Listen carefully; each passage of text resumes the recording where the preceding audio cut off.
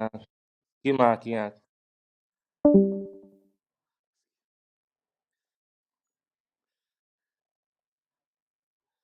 की माँ की आँख।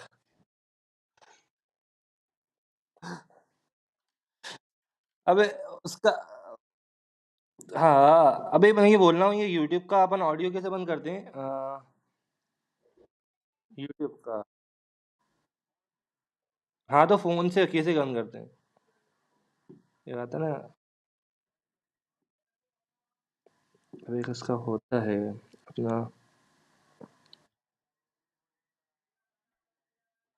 Number 3 कुछ here नहीं of डाला। चलो मैं 18 स्टार्ट कर रहा in the हूँ grand finals. North side playing कर दिया all the way मैं up from face cam Mongnai down के towards साथ स्टार्ट Bantai in कर the south side. Again, fairly even cuts, been behind playing path so far. Face cam के साथ They start कर चुका हूँ have थर्ड been में start getting it third done में वो for us. स्टार्ट The चल रहा है Northwest थर्ड Island में a little bit further removed from anything else, but they will be just fine. Yeah, To be able to get on over. हाँ मेरा भी it's delay been नहीं है easy enough so far for a lot of these teams. I don't think anyone's really तुम had too many PUBG का struggles खोलो when ना it comes उसका to क्या है drop shots. I think the only one that was really quite difficult was that plane path over on their angle. But even then, there was the अरे capability PUBG of the fact mobile that the circle only went fairly central anyway. So most teams could find the position they wanted on the map fairly 1 quickly. Point नहीं कहाँ है 1 point I कहाँ think है? other than that, yeah, it's been happy. I think it's been a very, very fair day. And maybe it's going to take Sandhawk to break that tradition. काश ऐसा हो जाए कभी। Influence came in close by to Alter Egos, Just, who are hi, in turn hi. a little bit in the mix of it with Vampire on that northwestern island. Big wide split for Buradam on the southeast side. DRS and Sami. Wolves taking refuge between them and Geek Fam a little bit further north towards Ruins. Third में इसमें तो पता नहीं मुझे। मगर भाई मुझे PMGC में Towards लगता है Camp कि Bravo. भाई This is another fair circle, I would say. I think this is a very, very fair circle. This is on probably the one island that is super calm, super chill. You know, you can even take docks rotations up towards that northern side. For anyone who's over towards the northwest, again, there's swimming positions to get in. And because there's so much of the circle still available, you can play around quarry, saddle your way around the side, and maybe find yourself in towards a position where no one's really playing. So I think for most of the teams here, this is happy days. And Inco, you know, may just be able to find themselves into a good position on the map quite quickly here, John. Third में तो starting See how fast they can get there. Probably quite important to be able to get there speedily. Especially in their current location. They want to cross that river, but Buradam might be in their way. Might be able to catch a player off, though, on that flip side, so could be good either way. Teams on the northwestern island also looking for their route of egress. You talked about having docks rotations, so potential for them to swing all the way out in those boats. Have to wait and see, though. Time will tell. We're still very early doors. Very early doors in the game. Still stage 1. Waiting for stage 2 to pop. Inco 47 points. DRS at 31. Not bad a performance from DRS, honestly. You look at the count so far, and 31 is a good clear 10 points ahead of where, you know, a steady performance would be. So I think for DRS and A7, both doing very well. Inco, on the other hand, has just absolutely blasted out of control at the moment. So very, very well done for them. 47 points, almost 25-point average, which is really, really impressive here. भाई हक देते हैं भाई। Alpha 7. आप कौन? मैं हूँ कुछ। In Lakawi on the eastern side, looking to try and grab some vehicles and get on out of there. A little bit more central potentially to try and keep things going, but still very slow and no early engagements here on Sandrock, and potentially one of the wildest of maps. Yeah, I think that's fair enough. For PMGC, most teams, most players are going to want to take this one smoothly, take it easily. Don't want anything too excessive happening during these games so far. IHC, we're looking for something big, looking for something good. Come to bear though, 9 points. Almost that 4.5 point average. Fortunately for them, not being able to bring things up. I think they did have a good start to the day, but just weren't able to translate that across very well. Alter Egos, I think there's a lot of support here from the crowd, but currently only 3 points found. I do think they've been making the right moves, though. And I think that as a team just coming in here to play with the big boys, I don't think they look out of place here. I think they still have made a marvelous amount of good work, some good rotations, some good positions around the map. And it is just a case of PMGC being very difficult. And again, Alter Egos could step up later today. Certainly still plenty of opportunity. We've only seen 2 matches played all the way through. We'll be looking for a couple more today. 4 more to still be slated on the cards. As Alter Egos take on fight with Influence Kemin, one of the Brazilian teams who have been showing up here so far today. Another couple of shots landing, but no knocks just yet either way. The first scrap over towards the northwestern side of things. Law taken very, very low behind the rock. The forwards position found for Influence Kemin. Lil Boy on the off angle, absolutely lovely, sneaky little angle to be able to find the opening knock in the engagement. Law able to heal up as well, and now Influence Kemin can start to marshal their forces properly. Potato close, isolated as well from the rest of Alter Egos, and it's going well so far for Influence Kemin. Federal around the side of the rock, looks for the challenge, looks for the spray over towards Potato, has backup from the teammate as well. Will go down first though, and that's far from ideal. Potato spotted as Lil Boy hits the deck and forces his opponent to do the same.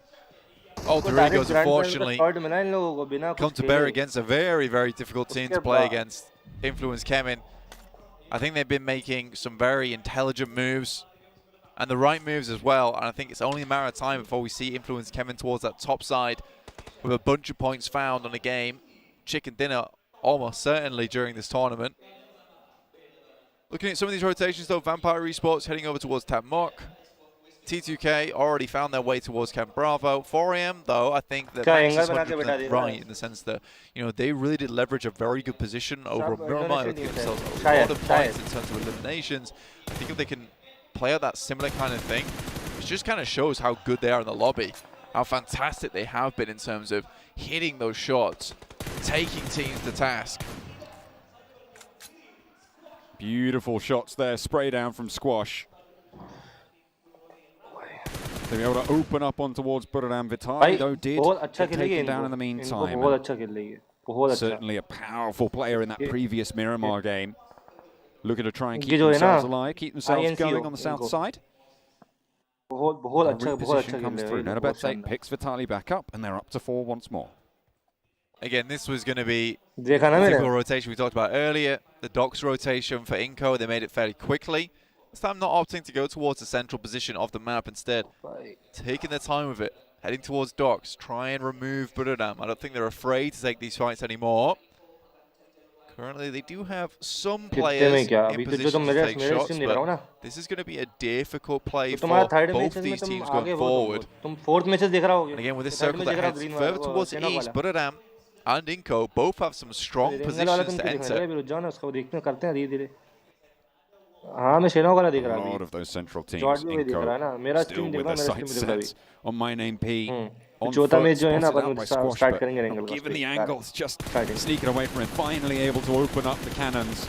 We'll be able to get 1, 2, 3, and there's the last you need. They get the knock, but a lot of damage sent back towards Squash. It does result in a flush over towards Buradam, but still, maybe a little bit more untidy than you would have liked.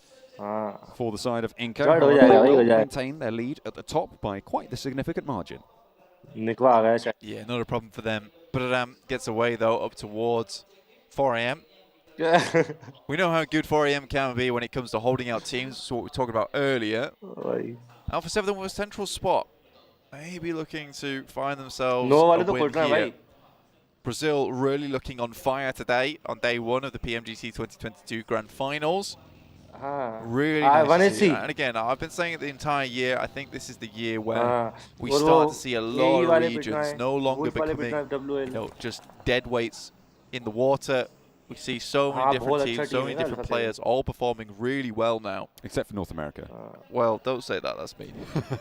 But also... Look at a 7 over there. Yeah. No, even to be fair, even North America had their moments. And we can't really talk coming from the UK. We haven't had the greatest success. We don't have anyone from the UK, so we are... We're definitely the worst in that sense. We need some players, we need some boys. It would be nice. Need to step it up. But in the meantime, I'm happy to support all these teams within this lobby in PMGC 2022. Everyone that's made it this far, all the players who fell along the way, did so much to get here in the first place. Again, there was some great storylines throughout the entirety of the group stage. Some teams really pushing it to the absolute limit to get towards this position, knocking out teams that maybe everyone thought would be in the grand finals right at that last second. And I think, you know, one of those teams is Inco, and the fact that they've been able to come into this swing is really nice because, you know, it's a team that knocked out Titans, HVP. You're like, maybe that last game was somewhat lucky, and also the fact that they had the exact amount of eliminations that they needed, and they had to perform in the grand final, so it wasn't just, you know, a lost cause, and they have. So again, you respect the fact that they have been training in the background to get to this point, to get to this level where they perform on the grand final stage. YHC have spotted Ravenclaw. Godless wants to line it up. Ravenclaw immediately repositions. Two players not quite able to get that team spray down. And Vampire now aware of the position to their threat on their western side. Godless looking in through those doors, peeking in, but not really taking any challenges just yet. Both teams on that northern side will start to skirt down that coast as quick as they decide to. Fireflux in the midst of it amongst the central cluster on the northern side of things with S2G out to their northern edge. 5th place right now for S2G, 19 points. They've had some good runs so far today. I feel like this is a team that most teams should be worried about. Yeah, I think Fireflux too, but they really haven't shown us that big amount of firepower as of yet. Those team fights that we expect from Fireflux, I think playing on the edge at the moment isn't really helping them very much. There's a lot of these teams are already dead center on a central fight gameplay. So I think for them heading in from the edge, already so many positions within the circle are taken up. So very frequently we are seeing Fireflux immediately get taken down. So this time around, they are hovering towards that line on the circle, which I think is a much better idea. It's still technically edge, but it's not what they were doing before, which was right on the edge of the blue instead. Wolves, again, not the best of days so far. 1 point total. They've just lost 3 of their players. Only Memory now left standing, and Inco, to be fair, I think this is the second time that they've taken the fight with this team and been able to win it on out. Really good result for them. Order at the top as well, spotted by Stalwart. Nenebete cruises on through with the auto shotgun. Memory on the menu now. Needs to keep it together. Will be able to do so. Nenebete shuts that one down faster than anything. 16th place, and Wolves drop down to the bottom of the tables. I mean, Seven was saying they need to pick something up, and so was Mercs, in fact, and they just really haven't. I think for Wolves, that adaptation is not coming through as of yet. Looking to light them up here against Stalwart. Scry makes it across, and Paraboy just wants to slow things down in the smoke train there. Scry forced to reposition, forced to get up. He's not quite finding it. Looking to be able to get a heal through as well. Has to reposition. Can't quite find the respite he was looking for. The rest of Stalwart fall back and do manage to get their full heals off. Action now across the way. Scry finally knocked, as Action now can be that linchpin, that forward position for them, but needs to leverage properly. Action Fireflux aren't too far away. Potential to third party in the engagement, but the nades from Action need to be on point. He's only got one, however, as King has fallen for Nova in the back. Needs to hold this line on the wall. Paraboy will spot the player crawling out, and Action shut down. Paraboy predicted that entire rotation coming through from Stalwart. He even looks for another. Really on the money there was Paraboy. Not a single movement or tactic was missed from him. Keeping the rest of his boys in check there. It's over towards that western side. I think for Stalwart it's going to be incredibly difficult now for them to be able to get through. There it is, they're out 15th. 17 points so far on the day. So close in on their halfway mark for their matches that they will have played on the first day of proceedings. Buradam, they started on this eastern side near Lakawi. They've shunted a little bit further down towards Kampong, and now they're guarding out DRS, who have tried to swim all the way through from docks. And it's really not going their way. Killer flushed out. Kingzo picks up a point. Delta at the back moves really close to this cliff face now. I don't know if Kingzo knows about this player forwards, but might have a little bit of an inkling in a minute or two when he doesn't see any more of DRS towards the back. You can see he's already scouting that one. Paraboy spotted. Fireflux into this fight. I said they were close by to the engagement. And now they're starting to look to pick it up, but that's actually Geekfam to steal that one away. You can see them just a little bit further away on the top of that hill, on the back foot there. And Nova caught between Fireflux and Geekfam. It's really, really sticky here. Order falls, and now it's just Jimmy remaining with the Tommy gun. Indeed it is. Jimmy from Nova looking for a little bit more here. Obviously, Fireflux played a little bit further towards this edge side, towards the circle itself. They found themselves a position, and that's Nova out. 4 eliminations so far found. That is not quite the performance they were looking for. 5 eliminations now on the game. All 4 of them alive. They can turn their attention to Fireflux. DRS are out. That's the second place team on the overall standings right now. And Alpha 7 with a chance to leapfrog. They are currently tied with DRS, and the chicken dinner is the tiebreaker between them. So now Alpha 7 can start to try and open up a little bit of a lead against them as they perform further into this game. Catch the forward position for Fireflux in the engagement with Geekfam has been knocked.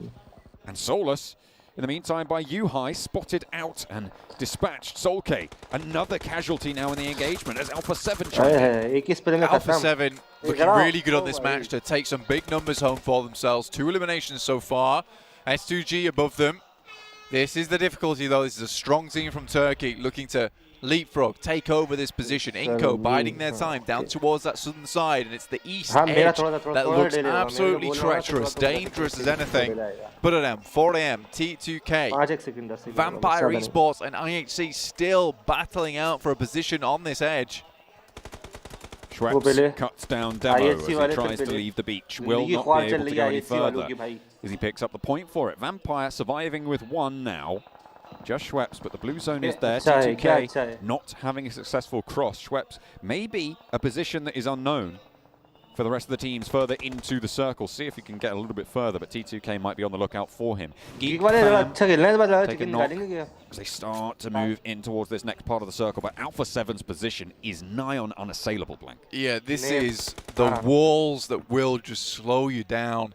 A lot of this is going to be fighting more against the compound than it is fighting against Alpha 7.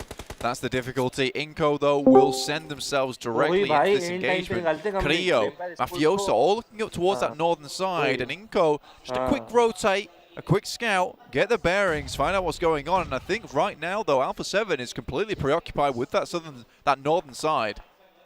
They've spotted S2G and they're taking shots out that way as well. Rick forcing S2G to move along that close side of the hill, which forces them to take the fight with Alpha 7, which allows Inco to move on through. It's all swings and roundabouts. It's all impacting one another. And Geekfam cannot quite bring out that challenge. Pombet stays alive for the home team. And top 8 for them. Pombet looking for at least one more here. Geek, it's going to be unlikely they'll be taken down, but at least one is found there. Pombet might not have found themselves the flush, but it is something. A nade comes on through, and 2 for Revo. A double knock over towards Inco. You said they weren't paying attention to the south. Maybe they don't need to now, because Revo's on the job. Absolutely blasted to pieces. Taken in half now, decimated. And now it's a 1-2 Brazil table, with Alpha 7 racking up the points. Finally, Alter Ego eliminated. 8th place now. 7 teams remain. 21 players. 4 players alive on both 4 Angry Men and S2G. Grinko, Nenebete Vitale. That is the last thing you want is Revo.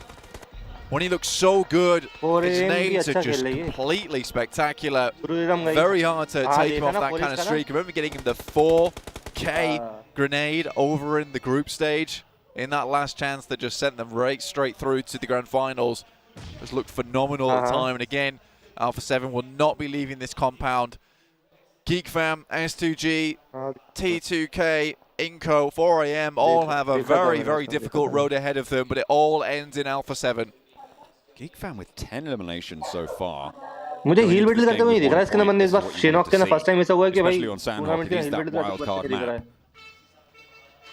rack those performances up if you can get them. 4 Angry Men, 6 eliminations of their own. We'll play on with 3 from the south side, near to the duo remaining from Inco, as Geek now have a building in the circle. To get up there, but Revo's already sent the God Nade over towards this position before. He's had practice, he's ready to do it again. Micah wants nothing to do with it. Revo sends a couple of sprays on towards that position. 4AM maybe he's going to take this opportunity as MWWX actually finds Vitali in the back. This is really good there for 4AM. Doesn't get knocked, a really important factor there for Alpha 7's hold, especially against S2G, as Silas gets spotted, but there's an AWM in play. It sees Hansi and claps him, but unfortunately it's just not enough. There's not that many barrels on it, there's only the one, and Alpha 7 will just shut them out of the circle.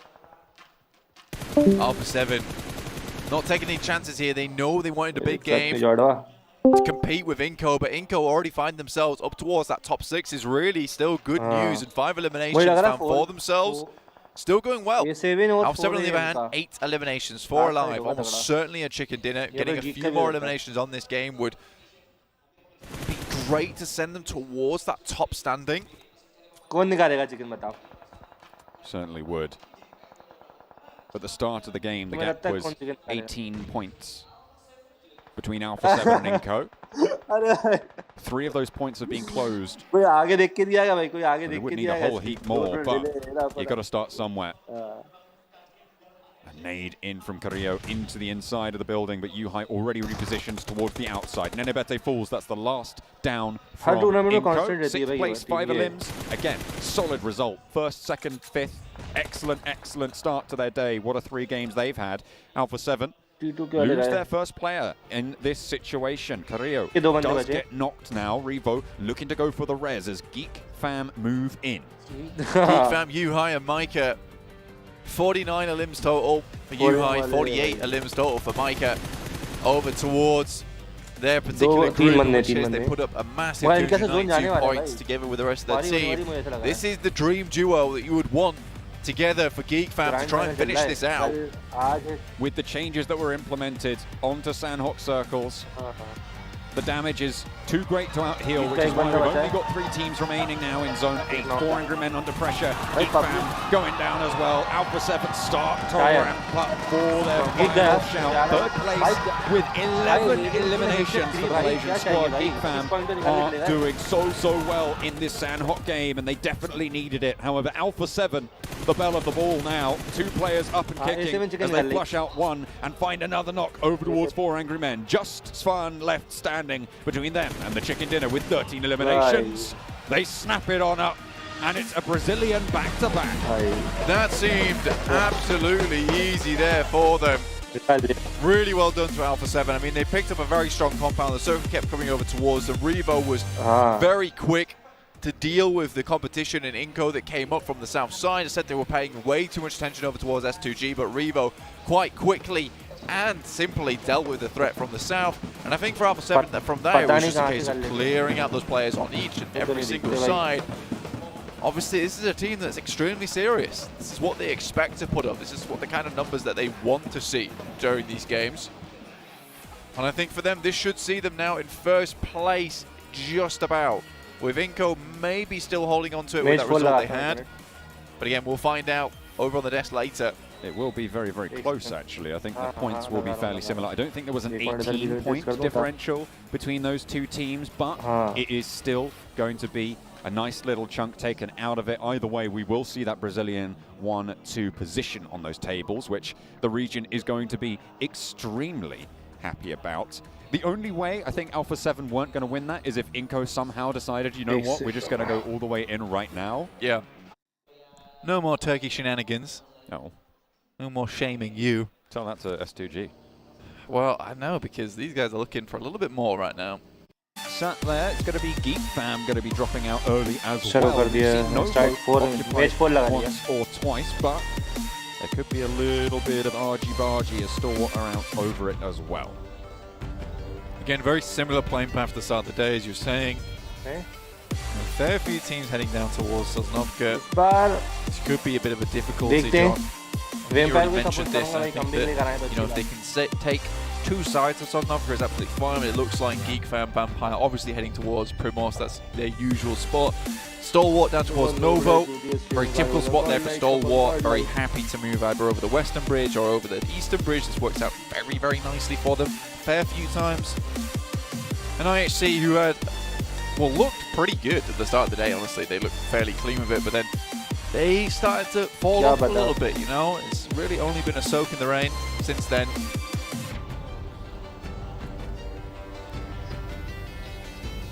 Keeping themselves from being mucky, as they're going to have to go forwards into this western circle. Pretty hard shift here, Blank, at the start of things. Certainly going to be a competition to be able to get out to that west side. Absolutely. And they want to win that competition. No awards yet, though. Only the competition. Only the competition here to get through over towards that western side. Massive clump of teams over on the eastern side. I think this is where it becomes a little bit more difficult because there is a lot of these difficult rotates over towards Rozhok, down towards Ruins. It becomes complicated. There's a few hurdles you'll have to pass. And a lot of these teams become hurdles in of themselves, and leaping over them isn't going to be as easy as before. Has he got some height on him? Nenebete looking to get a little bit of height here against Godless. A shotgun and a pistol in the arsenal here. Godless has left a little bit isolated, but the rest of the team may be looking to provide some backup. We'll have to wait and see how that one turns on out. The Sharks are swirling. T2K have got their own scrap to be dealing with. A really nice pickup there, and timely too for the shotgun. Able to load it on up as well. Looks to unload 1, 2, a third and a fourth, but it's not going to be good enough to find the knocks. Fortunately though, T2K have got a team, and they will be pushing forwards with Legend seemingly unarmed in this scenario. Not too sure what you were going to do on the off angle there. Lutz is coming on through as we head back over to Godless with IHC in below ground floor. Things are really popping off. And two sides of the map here, some really cheeky little hot drops. That's what happens when you have early circles on a hard shift. In comes the backup from IHC now as Squash on the ground floor taken low. Godless held out for long enough in the meantime as Nenebete goes up to the top floor and will be able to get the flush. Losing a teammate, not quite just yet. Nenebete still with the auto shotgun, playing around the side, looks for the reload as well, and manages to get the magazine back into the breach. Turns the corner and shut down by Ziol. Flush goes through as well, and IHC claim the building.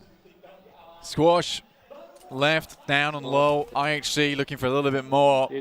Fortunately, it will be Vitali and Becker left to continue. Lutz, though, we always say this guy is an absolute specialist when it comes to long-range shooting. He's the sniper of the team, but even if you put that revolver in his hands, you know, I was feeling Western. I was feeling Clint Eastwood.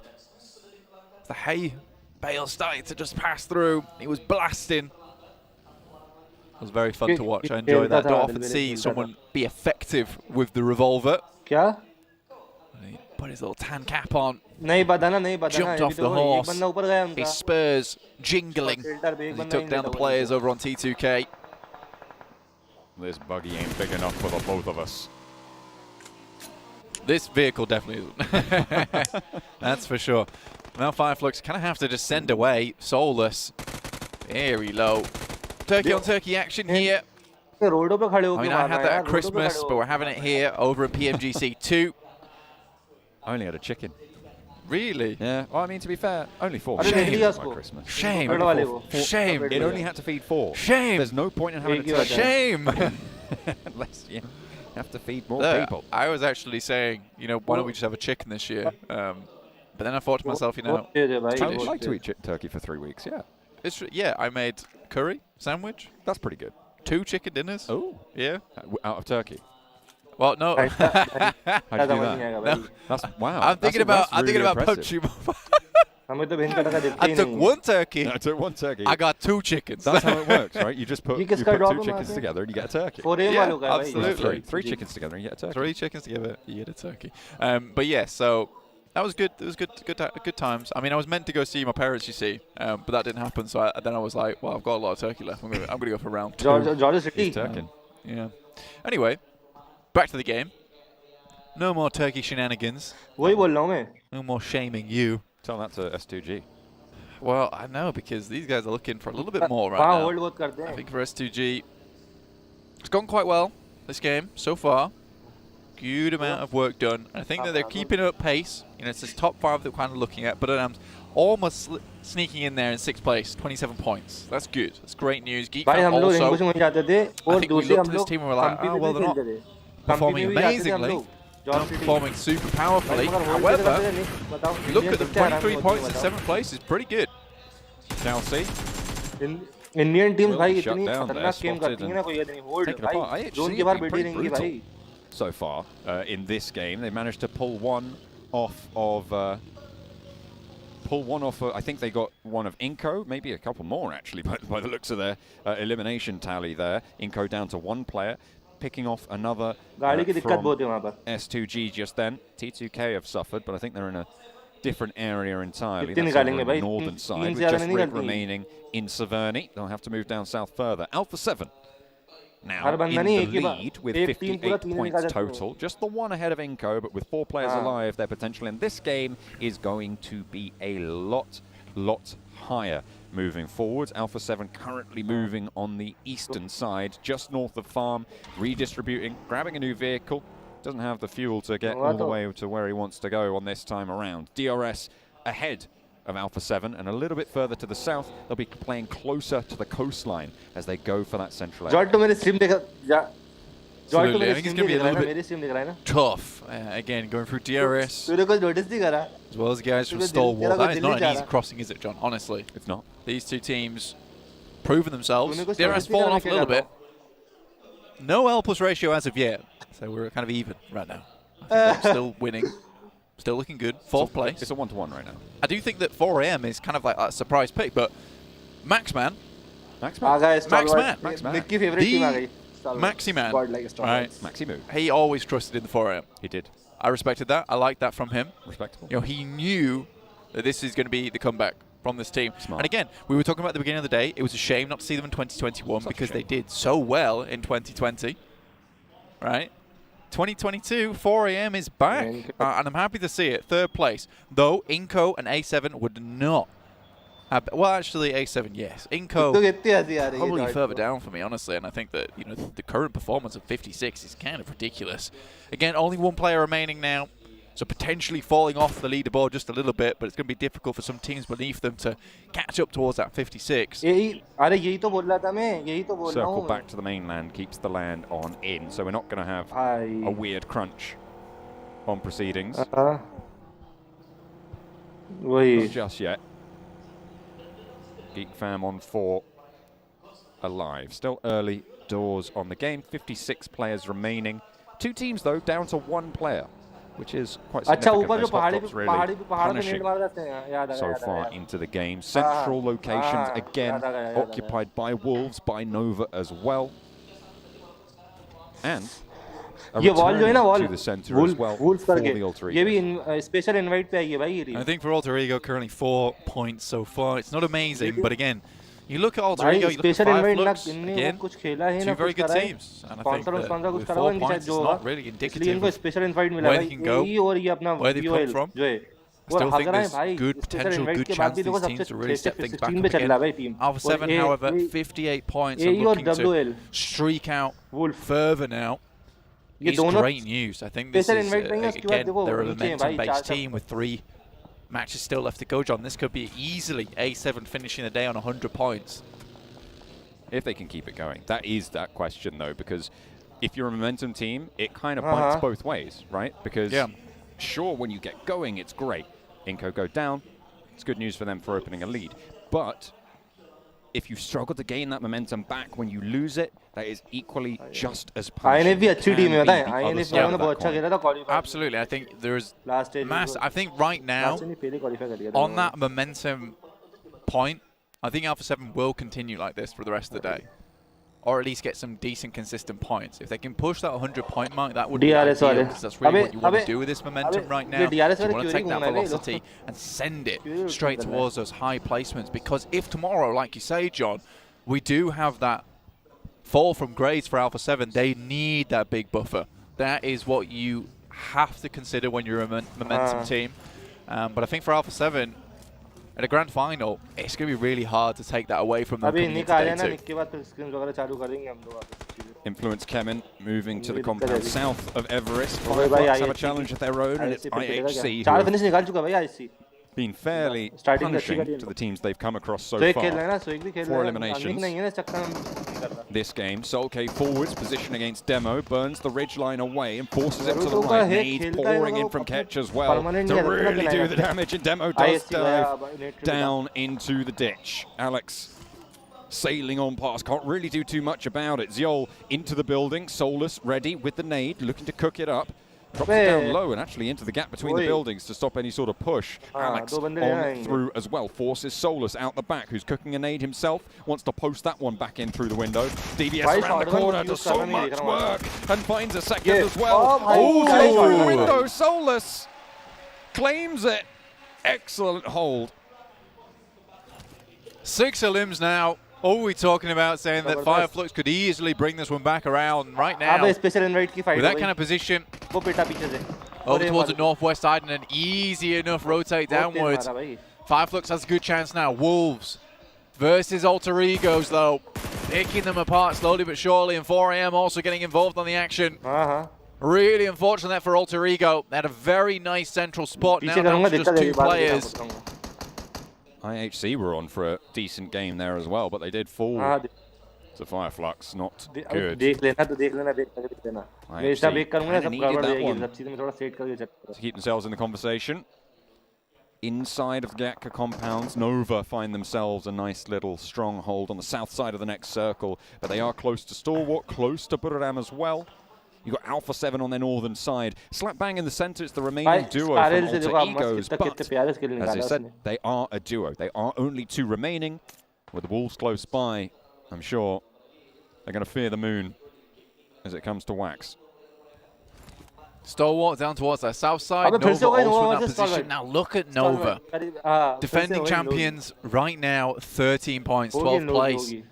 I really don't think that they expected this kind of opposition coming into the finals. I really do think that they were potentially looking at 4AM, looking at Buradam, maybe Influence Kevin, but we've got so many different faces here up towards that top side, and Nova really hasn't been able to catch up too much. Again, Nova is this team that suddenly out of nowhere starts popping off, and again, we see it on the screen right now versus Buradam. Landing the shots, but both of those reses are being stuck right now. So hopefully Buradam can get both of their downed players back to feet and stay up as 4. They will be able to do that. Trot on they will into the game. Kengzo on the back, looking to just heal up. Sky only as well. Wants to replenish that health bar. It will slow them down. Fortunately for them, they're very, very central in this circle, so they can afford a lot of time to be invested to keep themselves at strength. DRS, not so lucky. They have to push in, and behind Vampire. It's going to be a difficult push here. Vampire, though, I think this is a team that would like to step up a little bit already. DRS takes shots. Stoned, very unwilling to allow this kind of push to come through. Right now, they're in a really tough spot at the moment. It's a good position on the map in terms of being able to take these fights with teams stuck on the western side, but it's not a place you want to remain for very long. Already you can see Fireflux have eyes down towards their position. They're going to have to move soon. 4AM also were holding on that roadside, but looks like they're going to move further towards that eastern edge. Alter Ego stealing DaHaKa, and they will now share it with 4AM. Crash comes through to bring the remaining duo from 4AM into the fold, playing 3-on-1 with an off-angle split in the compound in the buildings against the standoff south of them. Pretty powerful, all things considered. 58 point nikalni hai. 58 is split from the rest of the squad. Wolves, bottom of the tables right now. 2 points total when you include the elimination they've got this game so far. And in DaHaKa, they will find themselves locking horns with 4AM and Alter Ego. The team that, if they take down Alter Ego, they might be able to leapfrog them fairly fast as well. For Wolves, it's really not been a great start to the day, but with 4 players here, a strong spot towards DaHaKa. You will have to face off against 4AM, who are looking to maybe this game get ahead of Inco. Sit themselves in second place. Very, very nice there for 33 Span and the rest of his team. Being able to recreate this core around him. field this fantastic team on 4 AM. Vampire moving forwards, find a building that they were looking for. It's a really strong compound, that one, given the circle, given the lay of it. A lot of oversight for Vampire to be able to hold here on the fields around them, but unfortunately Fireflux have other ideas. Stoned gets lined up on, and the crosshairs will snipe him down. Luckily they are in the building and can get a little bit more of a foothold here. Unfortunately though, Traps is there and will be spotted. That's Geek Fam to be chiming into the engagement from further into the circle. Sure, they might have a lot of sightlines away from them, but there's a lot of sightlines towards them and people are taking advantage of that. Yeah, for Vampire right now, this is all about just restabilizing. There's not really many teams that can take a full-on push towards their position, so this is the main thing. This keeps Vampire in safety for a little bit longer. They can pull the cape around them, stay elusive and out of the way. And then for a team like DRS, who's most likely going to have to move soon, the position that Vampire currently hold, they have great oversight over towards any kind of push over the fielded area. So Vampire, it doesn't necessarily keep them in this next circle, but what it does do is allow them to clear effectively. Getting to this position, though, was risky, was dangerous, but they pulled it off. Starting to tick on up on health bars as well. For Vampire, Nova want to skirt around to the northern side. 3 players alive for them, with Paraboy going down. The claim to their only elimination so far in this game. Stoned again, getting spotted, getting taken down, but once more they can regroup around it and try and keep themselves as 4.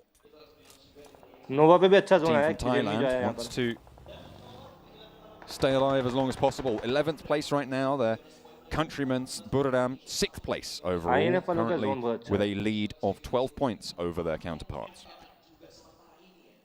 S2G on that northeast side. Can't forget about them just yet. Still have a good chance to send themselves flying up towards the top side of the lobby. Alpha 7 though. That momentum still going. Looking to take the battering ram as it swings back and open up this game, open up the gates towards another chicken dinner here. 0 eliminations, so been very patient so far, getting ready for that combo hit that we talked about earlier from Alpha 7. Don't want to pull the trigger too early for them. So much space towards the center of the circle, just not taken up, purely because of the horrid terrain in this area. There's still some hillside, some staging around on the north side, the east side, south side, and west side, but the closer we get towards the center of this map, the more hectic this game is going to become. Once people are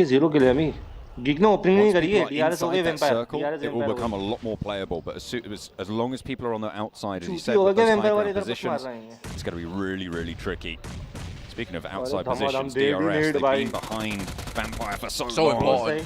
And that was a beautiful knock for Ravenclaw to slow down any aggression. The nade over towards Stone is going to keep them low and keep them on the back foot. And Ravenclaw, they turn that around in just 1 split second. And Delta stays alive for DRS. I thought that was all done for DRS, but no. They get exactly what they're looking for. They will sweep aside Vampire ahead of them and have a shot towards the center, but there's not really too many places for them to go. Buradam tried to make the push up towards the north and actually successfully managed to sneak on through a little bit of a gap there. Vampire Esports, I think they made the right call, right? I think last time they got bombarded out when the smokes came through, then the nades over the top. So this time around, instead of sitting still, they all stand up, try and push the players with nades in their hands. It's very important. Wolves still holding on to their position in the compound. Fireflux moving into the foothills underneath the S2G northern side area. Dangerous position for Fireflux. Those smokes that they're dropping right now, absolutely crucial to suppress any shots or to cut off any sightlines from teams like Nova, from Influence Kevin as well. That's not going to stop the nades pouring on through. DRS, they're rocking up into the back of Wolves over in GaTka itself as the shots and the pouring in of players comes through. Pickfeet able to handle the first. The DBS around the side though, barks. And the Wolves feel the bite of it, unfortunately. DRS will go no further. They had a good engagement over on that western side, but 3 teams in GaTka, it's always going to be too tough. Still getting that far is almost a miracle in and of itself. I think for DRS to hold on, it was a real struggle at that point in time, and the fingers were really straining on the edge of the cliff there. Influence came in. Still some players though. This might be their game. They send in Fireflux, Solus one down. Fireflux down to just 2 players. And Solkay's looking to push this one far. Silas from Turkey able to do for 1 onto Solkay there. Nice little block around the side of the rock, instantly flushed out as well, but there's the answer. And a knockdown over on towards Influence Kemin. As S2G and Fireflux both suffering the pressure felt by the rest of the lobby from the Brazilian sides. Nades over the top. And Influence Kemin looking very healthy here. All 4 of them up and active. S2G not so lucky. Looking to pull out the broom here. Sweep the guys from S2G. And S2G is immediately retreated to a bit of more of a defensive position where they can turtle up, hopefully restabilize, push back against the guys from Influence Kemin. 4AM do have sightlines towards them. And we will head further towards the center of the circle. I said it was nasty, I said it was cruel, it certainly is. For all these teams over in DaHaKa though, leaving is the worst part of this game. Alter Egos trying to stay alive for as long as possible. Only the 1 player now remains for them. Alpha 7, eastern side. Nades over the top towards Geek Fam. Micah, low. Knocked, flushed, will fall, and Geek Fam are down to 2. Wolves are continuing to move through this compound, but the stairs prove too difficult for them to summit. Pick Feet goes down first, and they need to stick this res. Now towards the top side of things, they have Beautiful and Remember who are pushing WWX up those stairs continuously. The DBS around the corner, and that is a really heads-up little hop out and a hop in, as well as WWX wants even more from the top rope. The turnbuckle is slamming them down. Finally, they put a stop to the chaos, but the damage is done. Wolves are slowed down. 5 eliminations, sure, but can they keep it going from the position that they hold? There is so much more to handle, and 4AM, they do go down. I mean, there's a hop out there, and Nova looks like they picked up that final player. Goodness me, you can see just how good 4AM is. They will not go any further, unfortunately. The top of those tables. Looking to be a little bit firmer now. Pick Feet leads over the top.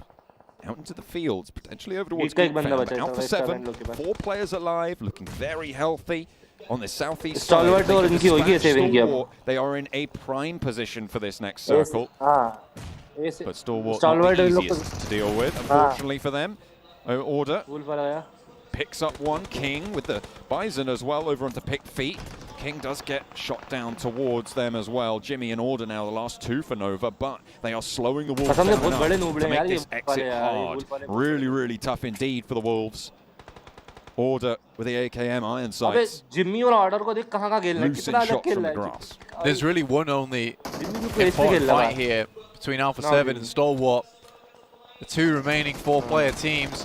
Whoever wins this fight will most likely win the game. Wolves, though, do finally go down. Geek Fam, 4 eliminations, 2 players left alive. Still going strong. We talked about at the beginning of this game. Definitely not out of the mix yet. Stalwart still with their challenge at their doorstep.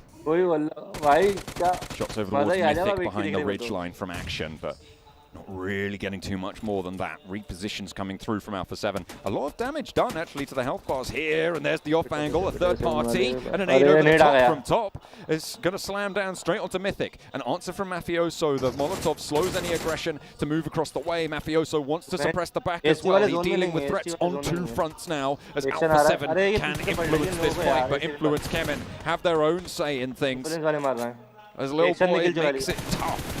Makes it really, really tough indeed for Alpha 7 to stay alive into this one. Gario needs to hold there, but cannot do the job. 1 player now alive. It's Revo for Alpha 7. Further on into the circle with a position to hold. Wants to just stay alive and open the gap against Inco as much as possible. But Influence Kemin, they want to join their teammates from Brazil up towards the top. Revo, complete clutch player as well in this lobby, so wouldn't count him out just yet. Influence Kemin really dominated control from that northern side. Looking to continue to put down the damage. Order from Nova. Another powerhouse in their own right. Bururam with CI only. Got a lot of these individual players who are extremely good left remaining in this final circle. What a cool finish here on our angle. Starboard के पूरे 4 बंदे. World like starboard के. 4 players alive here from Mongolia. IHC kind of stole the limelight from them a little bit, but God like Stalwart are playing pretty well here. Unfortunately, they did just take a knock, and they are kind of cornered somewhat towards the blue zone, and a tough run they'll have ahead of them. Bururam eliminated 7th place. Order still going for Nova. Powerful solo, like you were talking about. A Stalwart mount up for their push towards Revo, the last player for top team Alpha 7. Pika leads forwards. No nades in the back pocket for Revo. Only 2 smokes to be spoken of, but will be able to open up for 1. Maybe even look for a flush. It'd be brilliant to see more from him. And a knock over towards action. Stalwart coming apart of the seams here. They all are going to fall down, crumbling under the purview of Revo. A clutch player indeed, Blank. Influence Kevin though with the center of this circle. Yeah, never count out Revo. This is the guy that really took them all the way. But at this point in time, stage 8, it's going to be difficult to stay alive any much longer. Still, 4 teams remaining. Very good possibility now to get a little bit further. 5 eliminations so far for Geek Fam. But only 2 players left. The difficulty for S2G and Revo, there's absolutely no recompense for either of them. They're down, it's done. You've got to think this is Influence Kemen's game to lose. 6 eliminations on the cards with 4 more to gain. They can potentially get a 25-point game here if they get everything left in the lobby. A really solid result that would be. Would see them nice and tidy up the tables. Sort of middle of the pack right now. So they want to keep things as tight as they can. Lil Boy looks for one of Geek and will be able to get the flush as well. Revo with shots over towards one of the remaining player, but that's taken away by Law. So 2 of those eliminations already picked up now by Influence Kemen. Alpha 7 with Revo, S2G with Hamzy, the only 2 people who can stop Influence Kemen taking the chicken. It's going to be really difficult for Hamzy G and Revo, but both very, very strong players. From S2G and Alpha 7, they have to work together now. It's the only way. Revo's already taken damage with the loot crate. He has a lot more room to play with here. Influence Kemen, they have to send on either side. Revo down. Hamzy G's life just become very, very difficult now. However, he is up in 2nd place for S2G, and with Influence Kemen on 3, 10 eliminations right around the corner. That is that 25-point game that they will be looking for here. A very, very solid result, but Hamzy G, he's got that DP. If he gets a cheeky little angle, gets a pick, there is potential here for things to go pear-shaped for Influence Kemen, but you got to hope that they won't. I think for Influence Kemen versus Revo there, it is very difficult for them to lose that. But Revo is such a good player, they have to make all the right calls. They subdue Hamzy G on that side, send 2 players out wide so they can refrag off one another, and then send 1 player to finish the job on the edge. So I think no matter what happened to Revo there, this is something that Influence Kemen's always been very, very good at. That is teamwork and working on the fly to make that kind of teamwork happen. And a quick bird's eye view here to just check exactly what's going on. Again, you got Lil Boy in the back, very covered at the moment. Law, as well as Kariovsky up front, ready to refrag off one another. And Lil Boy's kind of that insurance, just trying to spot by jumping. This is what makes a 3v1 almost impossible to lose. The way they've set this up, yeah, I don't think that we're going to see anything but Influence Kemen chicken dinner, and you can see exactly why this is one of the best teams to come out from South America. Maybe not on the table right now, but Influence Kemen are a force, and they will be reckoning with everybody else in the lobby on Erangel this time around. Match number 4 goes the way of, again, a Brazilian team. Blank, that's 3 in a row that Brazil have been able to win. Yeah, I mean, it's not really changing too much, is it? I mean, Brazil is really crushing the leaderboards today, which is not something we expected, but something that maybe was cooking in the pot backstage throughout the entirety of this year, as we see more and more teams from South America, from Turkey, from all these new... Absolutely. I mean, my brain is just a link-handed wave right now. I don't think that should. Yeah, should. Like several matches, and it just happened. He's there. So brilliant news. brilliant news for us, brilliant news for a lot of these players in terms of not only the warmth, but also the massive amount of area. This is going to give you a bit more of a chilled out game going forward, and I think with this playing path again, we have had some very kind circles and kind playing paths today. I think it's been very fair, so I don't think anyone can kind of complain that, you know, some of these Brazilian teams, the Brazilian Blasters as you call them, are at the top. I think they've absolutely earned their place, earned their footing, and earned their position on the leaderboard so far. So I think some of these other teams maybe need to step up the game, step up that performance, because there are some teams in here that I think, you know, they really should be further up the lobby. I'm looking at Buradam, looking at Stalwart, I'm looking at Nova, in fact. I'm thinking Vampire Esports. I mean, to be fair to Vampire Esports, they're a team that fluctuates massively, so this could just be one of those things where, you know, they're not able to bring out that similar performance. But again, towards the end of group stages, they blasted out of nowhere. But again, there's only 3 days this time around, and if they can't make it in 3 days, I'm making the you're done zone. Making the cut. Well, no matter what, at the end of 3 days, everybody's done this season, right? This is the finals. This is the grand finals of the PMGC for 2022. Everything else here on off is going to have 2023 in it, Blank. I don't want to ruin in the year, but we've got to finish out last year first. It's only polite. It is, yeah. We're right now we're just putting the final bow on 2022 and seeing who goes home with a beautiful trophy.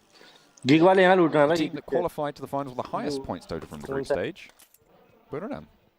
Only 19% of people got that right. Yeah. People don't expect it. I think Geek Fan were behind them by a little bit. 293? 292? 292. Something like that. I remember that statistic. That's 8 points behind.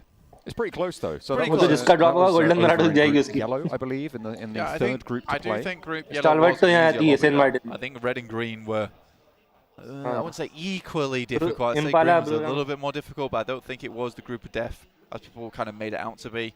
I think in hindsight now, looking back at it, I would say group red was just a little bit less difficult than group green. A lot of those teams from Group Red have turned out to be absolute powerhouses in their own right. Obviously now looking over towards El Pozzo, teams would like to make their way up over here. Obviously we had that play path come through the centre, up towards Tierra Bronca, circle over towards El Pozzo.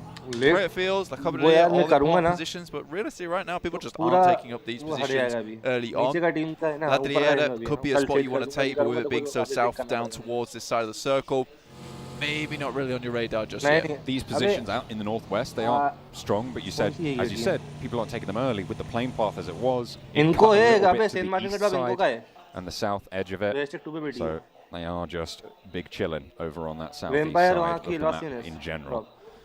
Going to have to head northeast in just that little bit. S2G making that break first towards the northwest side, leaving Silas up towards Crater Fields. This is a position that typically we would have seen HVVP play coming in from the previous group stages, and to be honest, that is the team that I think people are most surprised is not here. Given their performance, given the way they played, and in general their strength across each of the regions and each of the sections of these the progression to try and get here that they had, it seemed like they were a shoo-in, but they were just about pipped to the post. I think, you know, we had a case of there's only so many teams that can make it through. We had a lot of teams coming through the PMGC. And they were just beat to the post, honestly. I think they were some of the greatest Western European teams of all time, HVP and Mad Bulls. It's just sad not to see them here at the PMGC Grand Finals. Sad because obviously we're Western European casters, but I do think that they would have fit in here. But again, both those teams made big mistakes. I think that you look at Mad Bulls, they fell off hard over on that first week, and I think they spent far too much time kind of posturing and looking for those easy points. I think they had to come out blazing. HVP on the other hand get towards that last chance off the back of some very aggressive plays, and then they get to that last chance, and instead of being aggressive, they go all passive, and I think it's that pressure that really gets to both those teams. A lot of the teams we're seeing here through to the PMGC Grand Finals are these teams who are just happy to be like, look, we have to full send it. If we don't full send it now, we'll never make it in. We have to make these dangerous plays. That's exactly what Inco did. They're here right now. They're in second place. They're doing wonderfully well for themselves. And if it wasn't for them, you know, being so, they were so far behind, right? They were so far behind in that final game. They didn't think to themselves, look, we're going to go middle. We're going to take it. We're going to do what we always do. We're going to send it into Nitro towards that end. We're going to take it to the limit. And then beat out Alpha 7. If they don't do that, they don't make that decision, they don't make it into the grand finals. And these are the moments that make a PMGC team. And now they're in second place on the overall standings after 4 matches. With the 5th on the cards, they stand a clean 14 points ahead of third place right now. So they have got that buffer moving on in, but even further ahead are Alpha 7, who have been terrifying so far today. Over 4 matches to pick up 73 points. That's almost a 20-point average, Blank. That is really, really tight. It's playing at, what is that? I think that's an 18-point average on each of the games so far, which is really, really quite incredible. To get 18 points on 1 game is a great performance. To do it over 4, absolutely disgusting, unbeatable on a day. And you talked about it before, like not unlikely you could see Alpha 7 on a 100-point day to kick things off. Yeah, I mean, it's only 27 points now. It's very doable. True. I mean, they won 27 points after, I think it was 2 games. So there's definitely a chance here for them. I think also similarly with their current rotation up over towards that northern side of the map, Mafioso, Revo, Carrillo, Mythic, all heading down towards Cabrera. I like this 2-2 split as well. You've got 2 players over in the blue watching out for any other teams, any other players that will be moving down over this side of the map, and then 2 players who are already forward, already in towards the circle. That's good play. That's good play in general, a smart play. But what it also does is gets you over towards Credit Fields. The fact that no one's taken up this ridge side this early on is a catastrophe, in my opinion. And I think it should have been taken up so much earlier. And this might just be pretty realistic actually for Alpha 7. Danger for Influence Kemin as Geek Fam open up the barrels, but fortunately, no knocks just yet, but I might have spoken too soon there as Federer gets torn off the back of the bike. Kayovsky will sail on forwards, but managed to curve around that headland, up into more danger. Just nearly over the top. Terrible news for Influence Kemin. They had a blaster of a game last time around. They were in 4th, looking good to set themselves up for a Brazilian 1-2-3, but losing 2 this early, it is far from ideal. Yeah, Micah is just an absolute beast. Really, really good addition here towards Geek Fam. Certainly what put them on the path towards this PMGC after struggling a little bit towards the PMPL. Suddenly back in action now. Influence Kevin want to look for one little more. And he sends shots back, in fact. This is so aggressive from Micah. From the Malaysian region as well, Geek Fam, we saw the announcements earlier today. They're going to be set in their own region as well, moving forward. So that is going to be really cool to see them going on into the PMPL Malaysia for next time around. But for now, they're in 6th place. They are indeed in 6th place right now. So 36 points.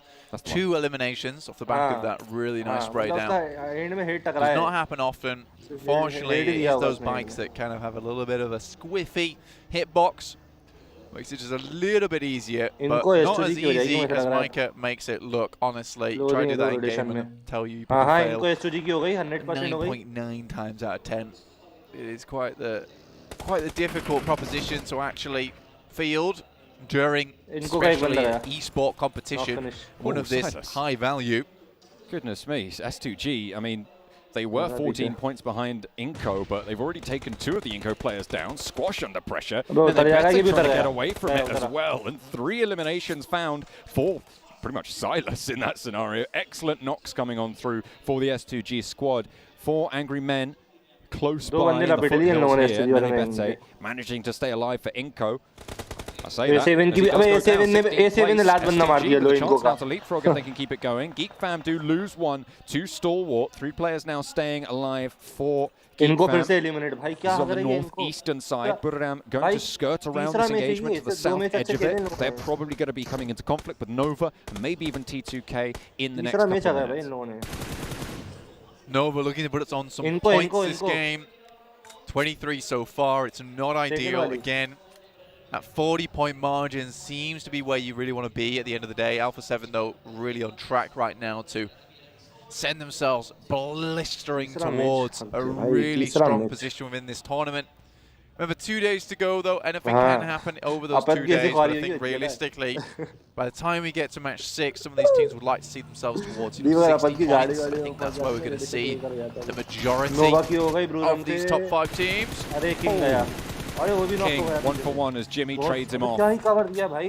But they can't really stretch out towards this position. Sky only does get flushed out by Paraboy. And there's plenty of off angles to play with, but against them is Kingzo. MyNameP also laying order down. King is low and out. 2 players now active against the 3 from Buriram. Paraboy and Bgmi looking to reposition for this, but Kingzo doesn't want to let them slow down. Tiger as well, moving up on high, up on that ridge line. Bgmi repositions towards order and might even go straight into the headland that Tiger currently occupies. Bgmi swinging out wide, spots the buggy, knows he has to fade away, needs to win the trade as well if Nova want to stay alive in this game. One of the last 2 players standing for the squad from China, and Bgmi looks for the challenge, will find the shots, and Tiger goes down. Buriram lose their outpost. Buriram United really looking to put some more points on the board here, but losing 1 player, another knock comes through, tries to trade some of these off over towards Nova, finds at least 1 here, and Kengzo is going to have to bring out something big. Said he'd destroy anyone in his way, but forgets that can't be the solo player on his team. There needs to be people rallying around him to make this happen. That's how they did so well over in the league stage. A potential urban finish here as El Pozo gets shrunk down towards further south on the southeast side. Pretty hard shift on this circle. Paraboy, Order playing as a duo now. Moving together, moving it in close. They do have a player at the back. Bgmi still active, of course, after winning that trade. MyNameP at the back. Kengzo's position should be spotted there. Steps out for the challenge, but Order on the ball as ever. MyNameP also under pressure now, backed off that ridge line. Buriram down to 1. Just sent back. The swiftest of plays there coming through from Nova. Sure, down to 1 player, but that is a display of dominance. You know that Nova's not messing around. Again, though, they need to get, say, roundabouts another at least 27 points on this day to begin with a running. That would see them very well set up for tomorrow to try and leapfrog and get that 1st place. It won't be easy by any stretch of the word, but I think 27 points is doable off a bad day. 73 points on the cards for Alpha 7. We talked about their performance so far, and it has been astounding.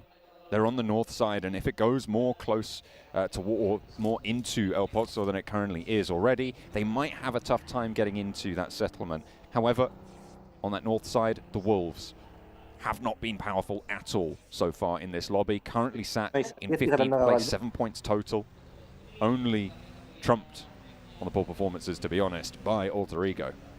Stalwart off towards that eastern side definitely could also be a problem, but I think they're going to be laid up by Nova quicker than we see Alpha 7 put themselves in the purview, those lads over there. Shots coming through on that side. Alpha 7 can skirt around the crater fields, but we will see this next circle very soon now. Ooh. Okay. Coming on through. Influence Kevin. Get the cage rattled by the team. But the crowd is cheering for the loudest. Alter Ego able to find the final 2 from Influence Kevin. I mean, pure decimation coming through from Alter Egos, and I bet that certainly was an Alter Ego there, because that looked fearsome. Brought something out different, put on the angry face. That's absolutely fine. Geek Fam, northwest side, still kind of sandwiched between Alter Egos and Alpha 7, but Alpha 7 now taking their opportunity to move through crater fields, undetected by S2G or any other players down towards that south side. See if Alter Egos are able to take any shots towards these rotates. Come through now. You are right. This is looking more and more like an urban finish now, with players and teams all cooped up in El Pozo. It's not a fun place to finish as well. Not a lot of these buildings are even all that good. Really a pick of... I don't really know what I'd pick, honestly. Yeah, it's very, very tricky, especially in urban environments, to choose a winner. It's almost kind of worth choosing a team not in the middle there, because you don't know which of those is going to win, and you're more likely to win with a team that is just going to sweep the outside, in which case Alpha 7, I guess, would be my pick. Could do. I think also Fireflux have a strong spot. Alter Egos, though, what a quick swing by. Very nice. straight in towards the city, ahead of Geek Fam as well, who took a little bit too long, in my opinion, to get into position. But get into position they shall do now. They shall try and enact that Labour. INF or इनको ये A little bit too ऊपर भी late. top Okay, feeding नहीं है hang on a minute. I take back my prediction. अरे I didn't mean it, Blank. I didn't mean it at all. S2G, the new players. A7 on के the दो cards बंदे for down me. भाई A nice little flush, actually, pinging that one away for Stalwart, picking up a cheeky little point. So only 2 players now left for Alpha 7 as they try and move to the hills outside of those craters, but it's really, really tough going for them. Carrillo certainly going to bleed out here. Revo up to the cliff face. Mafioso soon to join. Razy gets put back a bit, humbled slightly, but Carrillo will finally get flushed. Mafioso behind the vehicle, and Hamzy can't quite thread the needle. There's always going to be a horrible push for Alpha 7, honestly, just because as soon as we got this circle coming down here, S2G had to do one thing, and that was hold down towards the western side of the ridge. Stalwart similarly knew exactly what to do as well, which is on the eastern side of the ridge. Where does Alpha 7 go at that point? They have to go through the fielded area, in which case both S2G and Stalwart get the clear crossfire. And there's no like mix-up in between S2G and Stalwart. They don't have sightlines on each other. They only have sightlines over towards Alpha 7. So really, really nice stuff. But that will stop Alpha 7 profiting for a little while as they now finally go down. This gives a chance for maybe some of these other teams to start getting a little bit more points, getting into position. S2G in particular, 4 AM. All trying to hold positions in this settlement. Next circle just about to come through in about 7 seconds. All of these teams are going to be so ready, pre-planning in the IGL's minds going on right now furiously. And it keeps quite a lot of the outside of the El Pozo area in this next circle, Blank. It's about 50-50. It's going to be a slow game. It's going to be a slow roast. We'll set the old oven going. Upon T2 के थे जो सबसे छोटी थे ना. Pop that thing on 180 degrees and just leave it, because this is going to slowly boil up to where we want to see it.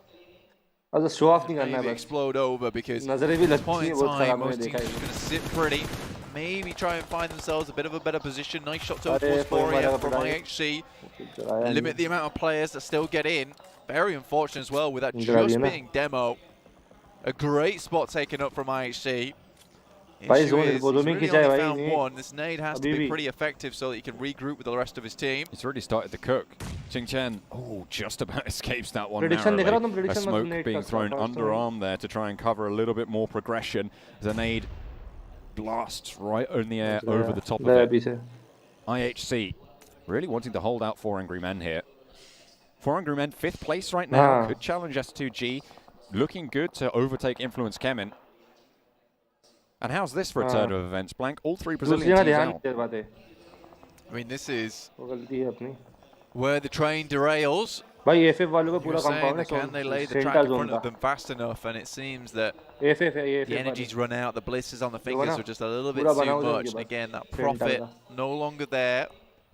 Have to take a rest on the side, on the desert, on the sand. Sit and watch as the coals cool off and they can go again. S2G though looks to put in a good game right now. 3rd place. Really the only team still up and running in that top 5. 4 AM's got a real struggle bus with an opportunity ahead of them. They still have to get Xing Chen. 45 दे रहा तुम लोग कितनी देर में लगा था 45 बनने अभी तक एलिमिनेट नहीं हुआ कोई भी. Svan, the only one actually inside the circle. Everybody's still inside El Pozo though. Are just trying to chill right now. WWX slowly moving forwards. You're right, IHC forcing them to struggle on just a little bit. At their doorstep. Not only that, you got alter egos as well. Slow everything down on this western side. Alter egos on this north side of El Pozo in general going to have one of the better times getting out of the settlement should the circle shift out that way. Yeah, still a chance here as well. A very good chance, in fact, because they have the most of the high ground buildings to play around with. Their major idea at the moment is to do exactly this. Slowly pick away at these teams on the western side. IHC probably the biggest problem here. Vampire Esports ahead of them. This is a really good chance now for Alter Egos. Order down, M4. 4 angry men. M4 for it. Getting chipped away at. Svan, last player standing now for the squad. Alter Egos will spot it. The circle goes half and half yet again. Everybody will have to crunch just that little bit closer. That's bad news for IHC, bad news for Svan from 4 angry men. Probably going to have a tough time of it, but this northern edge, I think, is going to be the cruelest for the two teams taking occupation up by this mountain, this high ground position from S2G and Stalwart, both of whom are going to have to move south. You would be surprised. There's still a lot of cover to play on that northern edge. On El Pozo. I think the issue comes in two teams sharing that area, so I think now they're going to have to figure out how do they take down one another without alerting themselves and their presence to a lot of the players underneath. So you can see Stalwart stepping up, stepping back down again. For S2G, sending Silas across the board. This is really important. Alter Egos. ST Thinking about moving now. IHC had that thought a little bit earlier, but unfortunately seems to be fairly poorly timed as Vampire are absolutely on the lookout. Just completely covering off all of these lines of ingress for IHC. There's no way you get across this one. Demo will pick Ziol back up, and Godless next on the medic. How much further can they get? They're still outside the zone. Vampire Esports just on a perfect line on that edge of the match. I'm actually very pleased with that is. Giving me 39 bande, but visual. Stage 6. Obviously now we'll have to hold out a couple of the teams, but done the work over towards IHC, Alter Ego. We'll have to move in, but I imagine that the Wolves will have so much to say about that. It's pretty much open ground between them and their place of retreat. But again, 4 players, that's kind of what you need to push through a team like Vampire Esports. You may lose 1 or 2 in the process, but I think at that point in time you just have to see that as acceptable losses. S2G on the north side, clashing a little bit with Stalwart, but S2G keep all of their players alive and Stalwart down to 3. Still, they managed to squeak out the edge of that circle on the northern side in the white circle. IHC have to disengage from the Vampire position. They did keep 3 of themselves alive, which is quite a good turn-up, given that they were 3 of them down at one point. They only lost the 1 player completely, Kalsi. The tree, nearly knocks the block off catch, but he ducks down just in time to save his bacon. Maybe another shot to be found, though. Has to fade back and not going to really chance it for now. Alter Egos playing as 4. They're going to try and push through Vampire. Yeah, you can see them getting ready to burst over towards Vampire Esports. See what we can get done here. It's just one of those cases of making sure you watch all angles, make sure all positions are free before you cross that road, before you cross into no man's land. By Vampire. That's a Fireflux shift if I ever did see one. Slap bang onto them, they're in the middle of it now. IHC get across. Godless trying to hop on through the vehicles, but Demo goes down first and Ziol second to follow. Godless last and wasn't there to back up the teammates. T2K holding well, but unfortunately they do lose 1. Godless, a sliver of HP will not be enough to prop up the crumbling foundations of that rotation, and T2K Again now 4 AM. Alter Ego, Vampire is got their fangs out, looking their way. Wait to leave.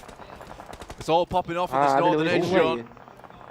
Up in flames, S2G goes, the vehicle does pop off, and they're going to bring themselves very, very low. Stalwart picking up those points, and Hamzy last to fall. Stalwart curtail them, draw them short. 11th place, 5 eliminations. The top of the tables are crumbling fast. 4 angry men maybe next on the cards, and they will fall too. DRS now. They led out today.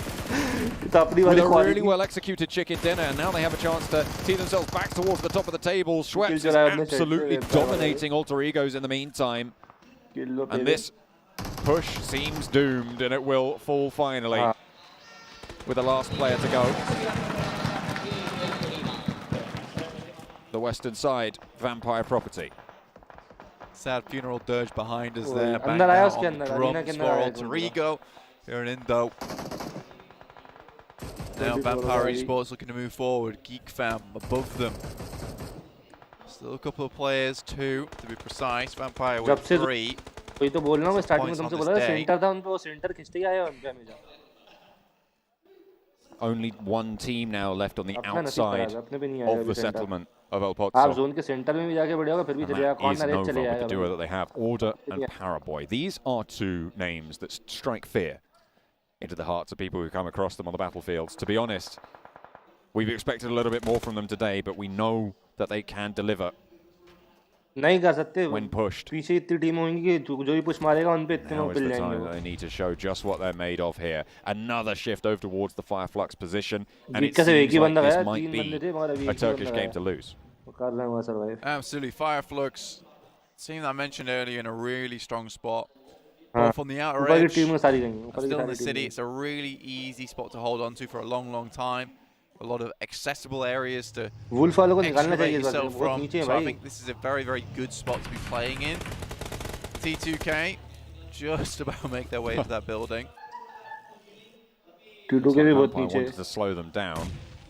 Well, that's a beautiful nade over the top from Stone.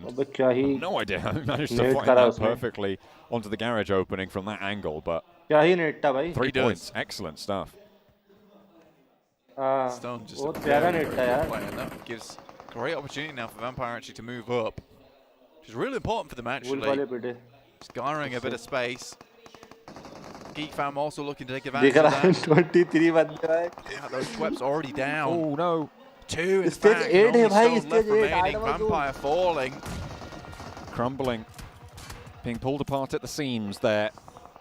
Only the one left, DRS, wanting to push on through on the southeast side as well. Wolves looking to hold out, well, pretty much anyone they can right now, but it's not going super strongly. Only memory is down for them at this stage, however. With Vampire falling, Geek Fam look to challenge, but Yuhai caught out there. If I remember, 5 eliminations for Fireflux as they hold the center. And the hold is strong for the Wolves. Important game for them.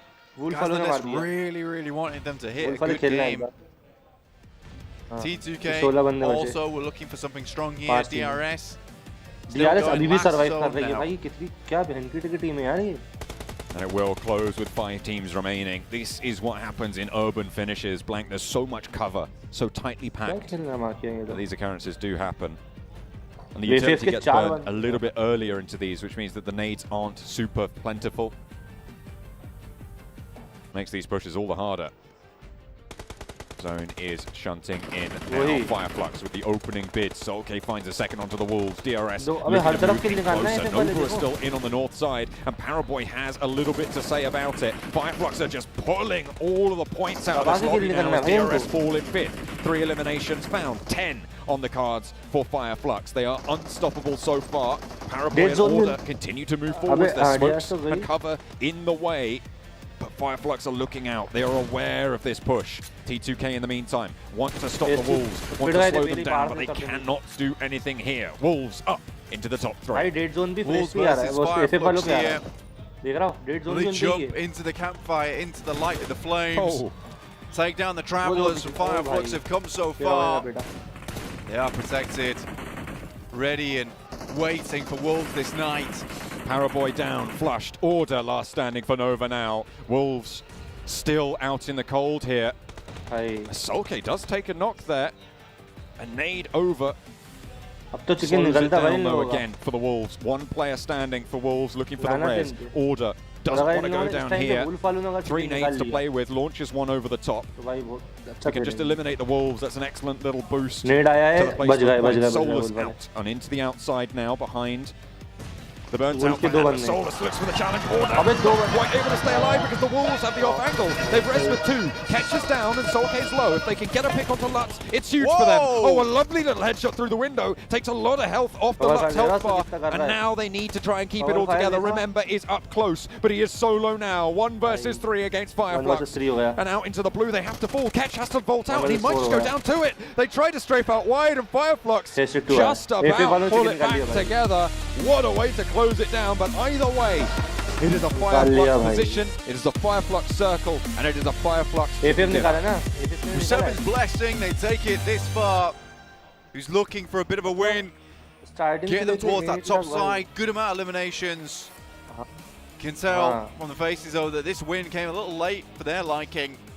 Still it was strong. Yes, they were gifted some strong position in the circle, but getting that done from there. They end up taking full advantage of it. With right from the get-go, right? And you have seen, you mentioned it now with Fireflux too. What other team would you want to see in that situation? Where they just everything goes the right way, and you think they will be able to take full advantage of it? I gotta go back to it, but like Buriram, I have just not seen them in that kind of position, because really, if they were in a game-winning position during the league stage, they would just dominate. Like they would truly dominate. My name P especially was the one that would just pop the hell off in a lot of these matches. I think we had a cheeky finish at one point where he just completely shredded the lobby. I want to see Buriram in that position, like a position where like, okay, this should be their game. Are they gonna potentially throw it away, or are they truly gonna be trying to secure that chicken dinner, get like double-digit eliminations? Unfortunately, so far they've been silent as my dark horse team, and it's not been shown up as well as I wanted to. Okay, for me it would actually be Wolves Esports. I feel like they're finally starting to come into their own. I would like to see what would happen if they are put into that situation, and I think they can really showcase it. And now maybe they're starting to feel a little bit more the other teams, right? It was going to take a little bit of time since they didn't get a chance to play in any of the group stages or anything like that. They just got straight sent to the grand finals. I feel like this team can definitely showcase a lot and can actually surprise a lot of people coming into tomorrow as well. Well, we're talking about teams that are actually I want to talk about AE because they have surprised me. They did have surprised me in that last game. Did you guys see that breach? I was looking at it backstage in the monitor, and you could just hear, I think, 3 buildings further down the street, you could still hear the screams of everyone in the audience. That was one hell of a breach. And with that kind of confidence, with that kind of explosiveness and quick decision making, I could, once again, I know they haven't been performing that well today, I could 100% see them coming back. I'm actually really happy you bring that up, because when we look back on that first game where we criticized them quite a bit, right, Seven, where we said they just didn't really want to defend the position at the end of the circle, too passive, actually retreating further in the circle, which caused them to like just crumble apart at some point. That breach that you mentioned there, Alex, just showed a little bit more confidence. Like, okay, that didn't work out. We're willing to make that change of overall, like, the mentality of we just want to be a little bit more aggressive. If there's a fight that makes sense to take, we will take it. No hesitation. And that's the alter ego I want to see not only for the rest of today, hopefully for the next 2 days of play. 100%, and I feel like if they would have played the group stages, right, if they would not have the direct invite, I think they would have already been in that position. I think this is a perfect symptom. Just like Wolves, I know we've talked about it already, this is a perfect symptom of just not being 100% used. You know, there is this subconscious process where you have to get used to a lobby. Used to these names, used to these rotations. It's every tournament is the same. There's this learning period. Yeah, another factor with Alter Ego has to be the fan base. I mean, we can hear him, right? We can hear him trying to get hyped up.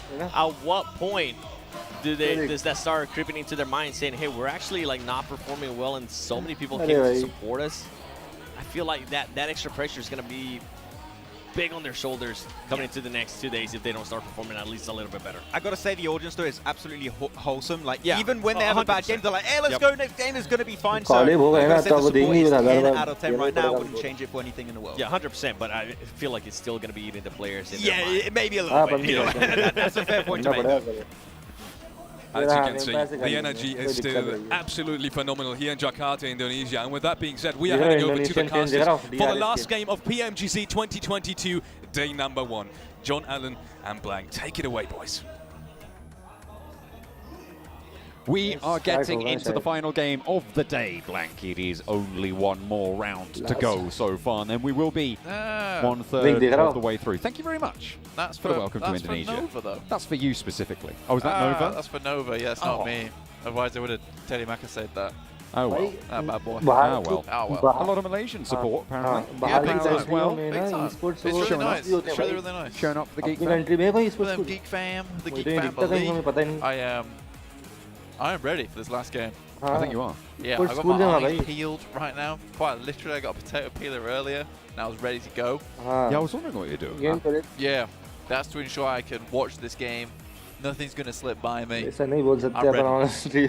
Well, we did have potatoes for dinner. I'd wondered if you'd been doing the catering, but no. Yeah, I had potato dauphine.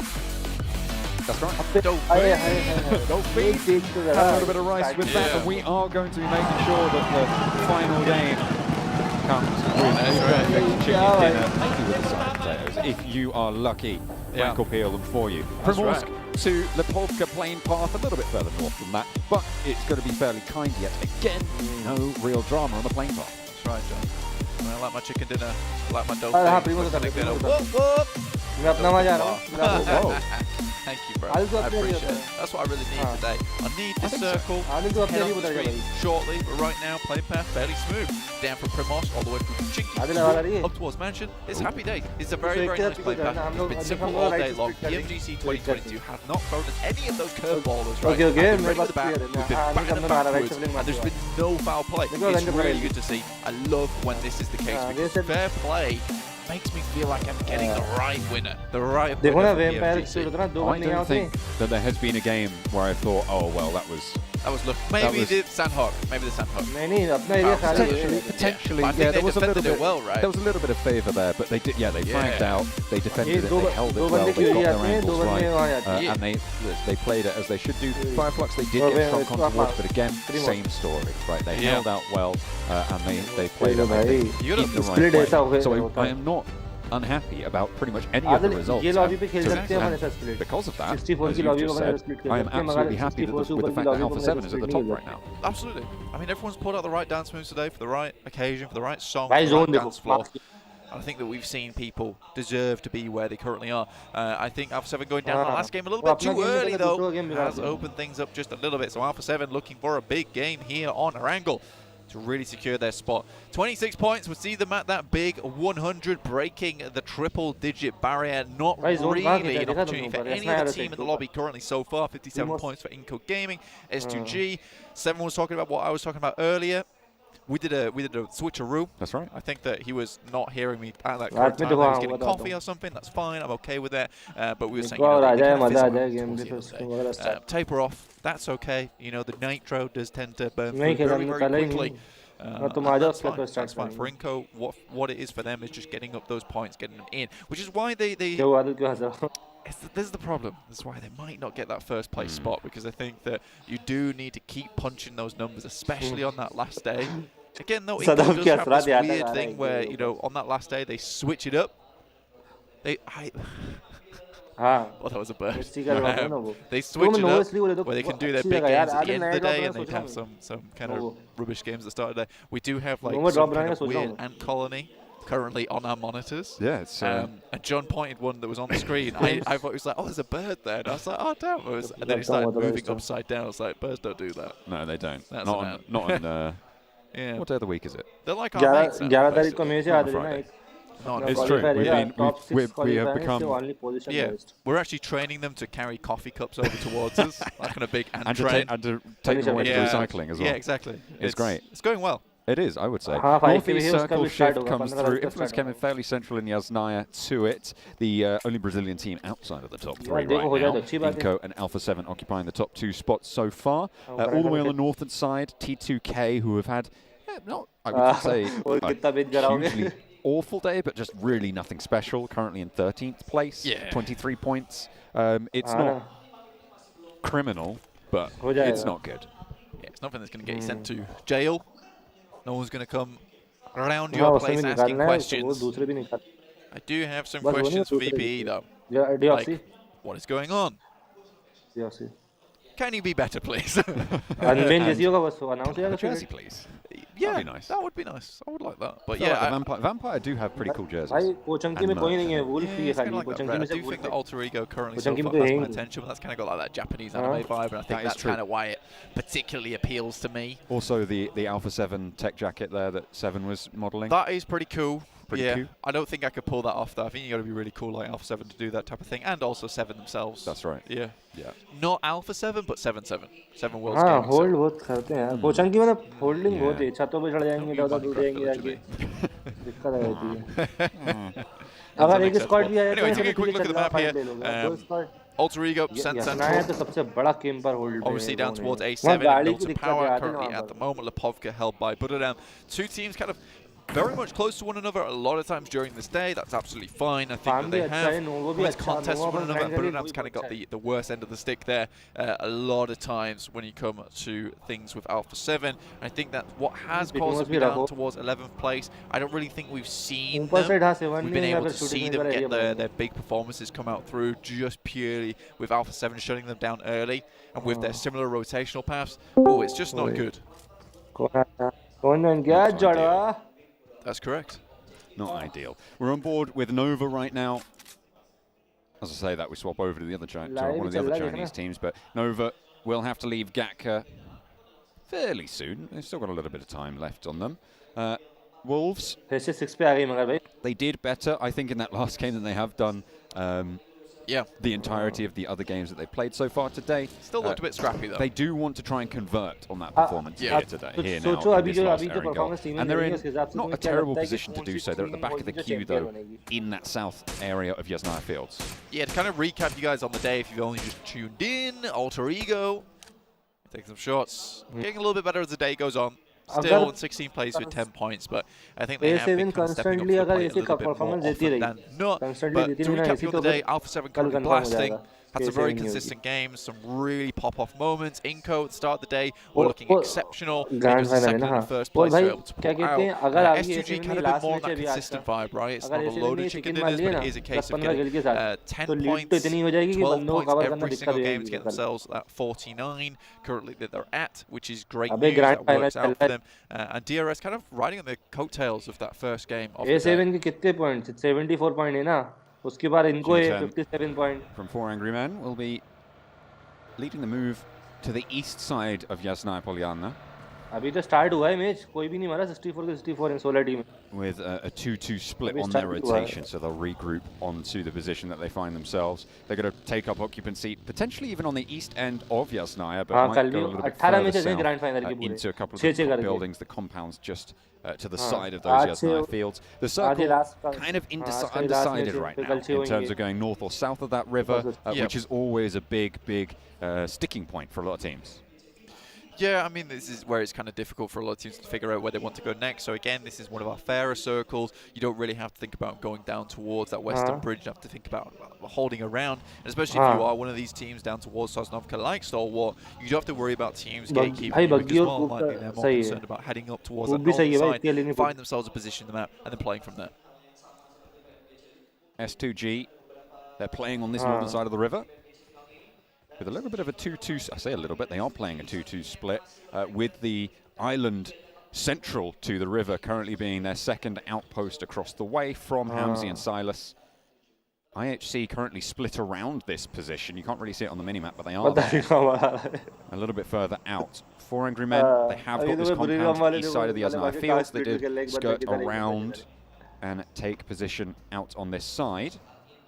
4AM have been, they were talking about it on the desk, quietly consistent today. They've had a couple of really quite strong performances, but they're 43 points right now, absolutely in the conversation to be towards that third place, only 6 points behind S2G on 49, and I would say they've been fairly put together. You spoke about how it's reformed this roster around Svan. I think they've done so incredibly well. Obviously, getting that direct qualification spot from the group stages as well. They've had a great time with it, and they've managed to keep themselves nice and consistent moving in. A little bit further behind Alpha 7, but if that momentum comes to a halt, absolutely possible for them to start to catch up. Shots over towards Wolves, but not really going to land too much damage.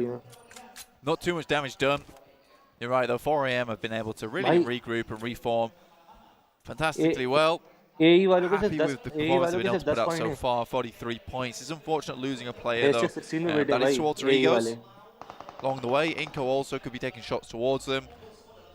But again, this kind of circle, Yasnaya up towards that northwestern side. There's a nasty fielded area up there. That kind of pizza slice you don't really want to get too much into, but there's also the fielded area down towards the south side of Yasnaya.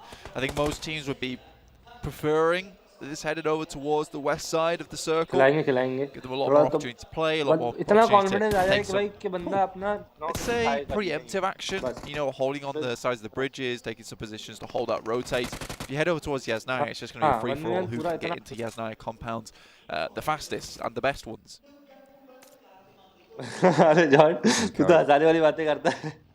Needing to keep up the pace. We spoke about it at the start of the day. And Seven highlighted it as well over on their desk just before. This is a team that they started out strong today. We absolutely knew that they were capable of doing that, but we were worried, and you said this as well, that they do fall off, they lose that momentum in a way that some other teams, like Alpha 7, kind of don't do. And we've pretty much seen that come to pass here. In the final game, though, they still find themselves in second place, so maybe they can reset for tomorrow. Yeah, again, what I was talking about at the beginning is they will continue to do well, and I think for Inco, honestly, a top 3 spot would be fantastic. That would be really good for Brazil. It would be really good for them in general as a team. I just don't know if they've got the chops on them to take that first place. If they have the chops on to continue this kind of performance through day 2 and day 3. They've proven me wrong more times than I can count, though, so I'm not willing to count them out just yet. So we'll wait till that last day. I think for Inco, this is just a case of a wonderful story unfolding in front of us, and hopefully, you know, these 2 Brazilian teams towards that top side can continue to duke it out for that first and second place. Inco central position. They have a compound to the west side of the Yasnaya fields. They're in probably a prime location for a south side circle shift to go to the south of the river. If it goes north, though, they might struggle just a little bit. We might even see them try and go through the river and ford the river between the 2 bridges, because if they send south, they'll hit opposition.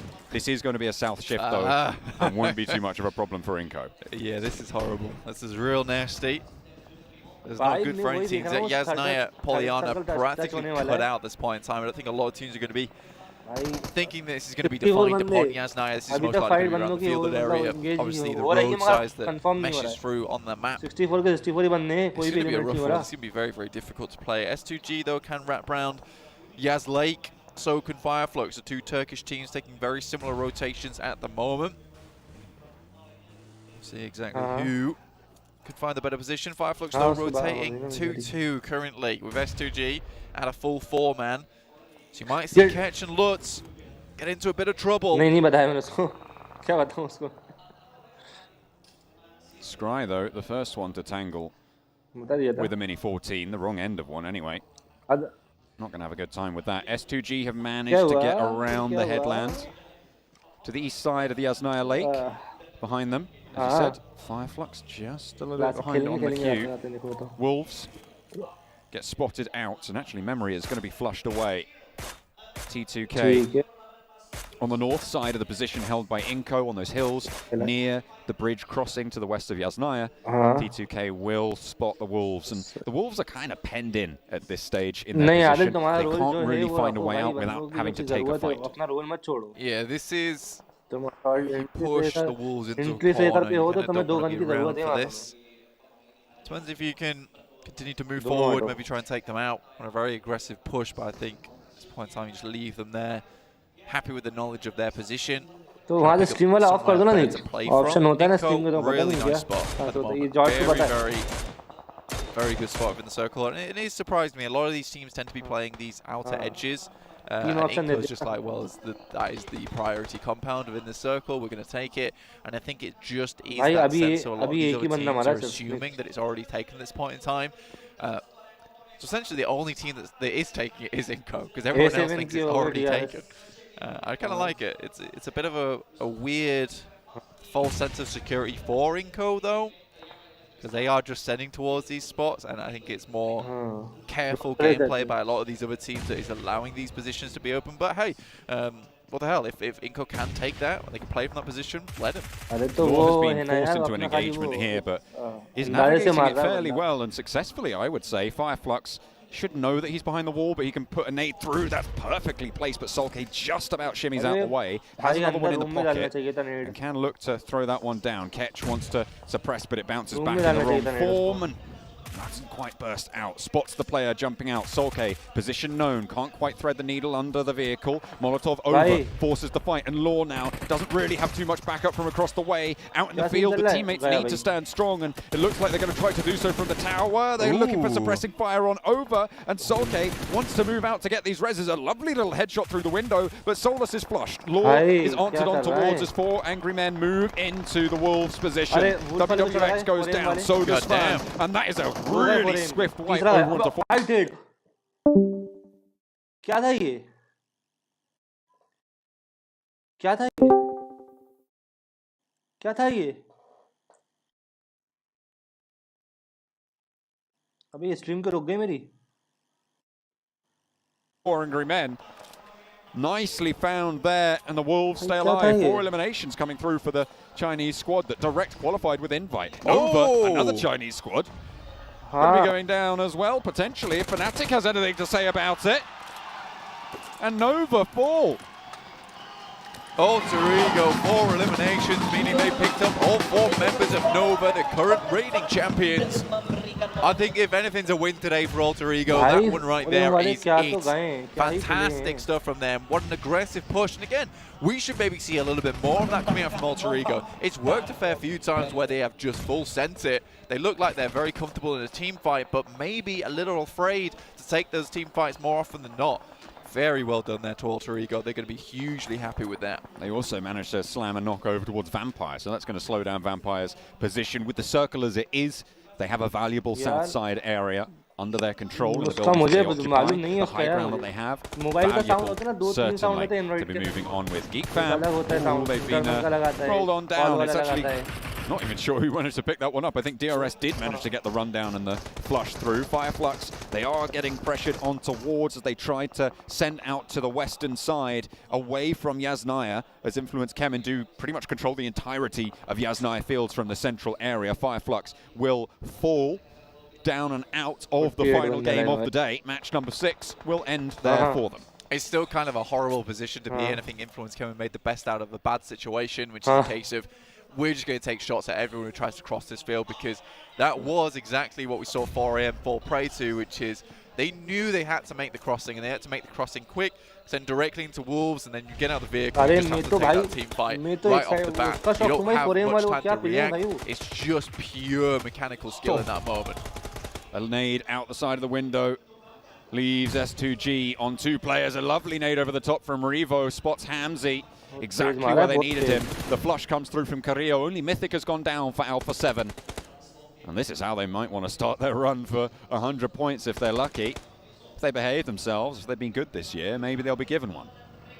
Yeah, very good play there from Alpha 7 so far. S2G, last player standing, tries to pick up the teammate, but Alpha 7, again, it's that momentum. They're going to keep pushing it, going forward. There's no stopping this. S2G just sends in the water. And so does Kaiowski from Influence Kemen.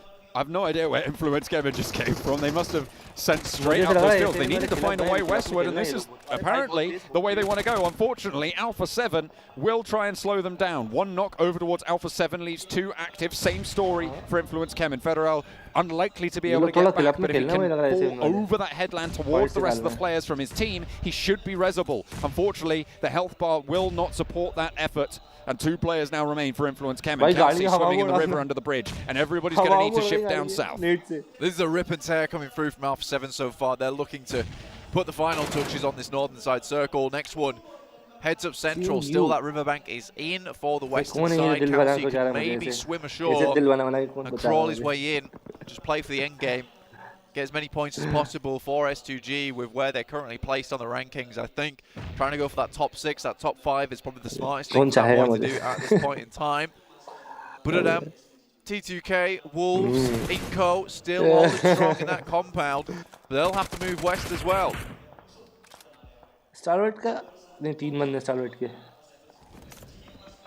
Alter Egos on the southeast side will have to hold off against Geek Fam and potentially even push in against Vampire. Geek Fam will not be able to slow down here, though. They will have to get over this ridge towards the buildings there. The smokes have bloomed pretty close to all three goes. It cuts off the sightlines from up top, but does allow potential close pushes to come through. Vampires holding off against DRS, trying to swing around wide. And it goes well. 2 players now left for DRS, Delta and Gianti. On the south. Sneaking around, trying to hold it out. Vampire huddled, hunkered down under the watchful gaze of Geek Fam and Alter Egos. Hang on a minute, T2K, they're taking the shots over towards Alpha 7, giving out heavy punishment. Only 1 player left standing. Revo flushed out. Carrillo, the last available for Alpha 7. No 100 points today. Done and dusted. Looked like he could go further. We said that T2K were looking kind of like that team that nothing special came through, but taking down the first place team in the lobby fairly cleanly. There's certainly something to be proud of there. With 7 eliminations, takes them up to 30. Placed them just behind Buddhadam so far in 11th place. Great nade. There's a fair bit of damage. Now Lil Boy's looking to send one back. S2G, last player remaining. Oh my goodness me, Koyovsky super low. You have to stick this, but the nade's coming through. An excellent answer. Drop down, evade the nade. Koyovsky needs to get res. Can he get it? Can he tag it? Oh, he's managed to fade the nade also. And 2 players stay alive from Influence Kemen. No, what? How did that happen? Was the blue zone there? Did he jump off the res? I think he might have jumped off the res for just a second. It's point in the day, those kind of mistakes do come through. Just a little tap. That's all it takes. Especially when he's on that amount of HP. Basically as thick as a feather there. Looking down to Wolves. Still going pretty strong so far. Did lose 1 player in the process. VPE also lost 1. This would be a good opportunity for VPE to put some points on the board right now from this south side.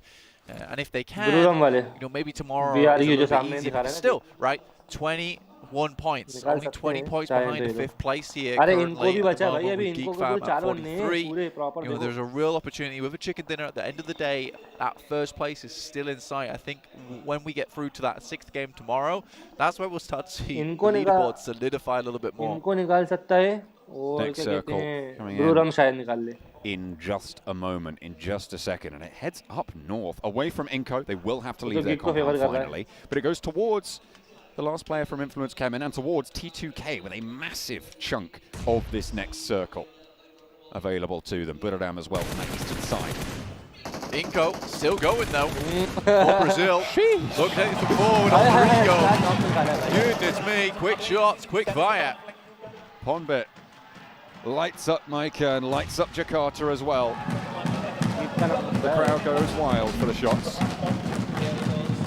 Beautiful through the window there. Snipes wants to move forwards, but fantastic. Fnatic going to lead the charge in. Potato with the backup as well. They manage to get the side swipe through. Potato hits the deck behind the wall. Drains the magazines of the defense as well for Geek Fam, and they are not able to land the shots on the answer, but the 2 black players at the back for Alter Ego. Oh no!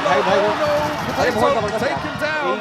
1 player now standing. It's just Ponbet, who was able to do so much from the back before, but now Micah is back up and kicking. Snipes as well moves forwards. A flush over onto Fnatic. 3 players active for Geek Fam. 1 has been found. Ponbet with a 2nd as well. And that's Geek Fam going down. He stays alive, and Alter Ego with the last match of the day.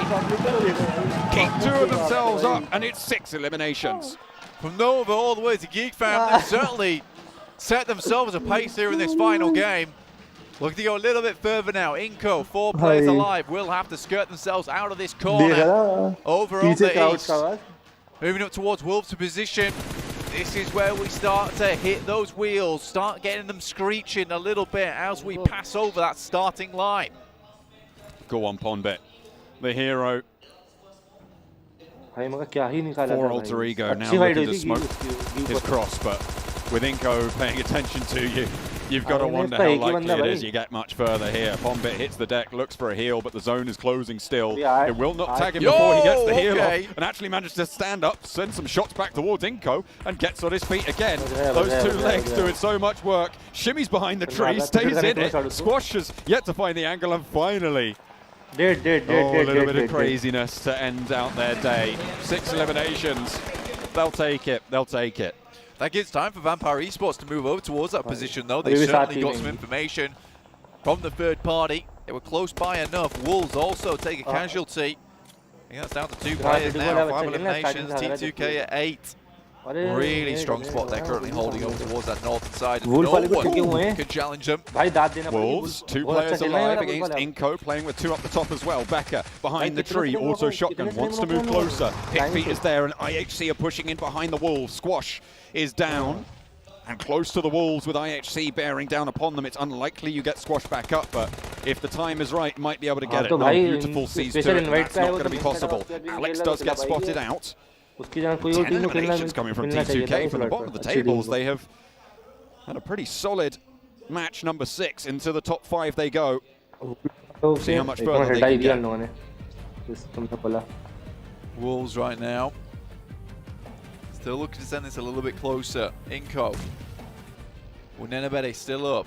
Becca. Wolves, beautiful goes down, and Inko might be able to capitalize on the top of this. The nade goes over the top. Pickfeet will not continue on that one. I think Nenebede might be able to find the shotgun play. He's still got a pump action shotgun. Surprised about that. Interesting choice, to be sure. Wolves. They've looted nothing. You can see from his gear. Yeah, they must have been completely bare there. Big feet. Oh, no, he knows Becca's there. Cooks the nade. That's almost certainly a knock. And Nenebede will be left alone. Hopefully they spotted where the nade came from. The buggy should be a giveaway, but IHC are pushing in as well. They don't want to let the players here go.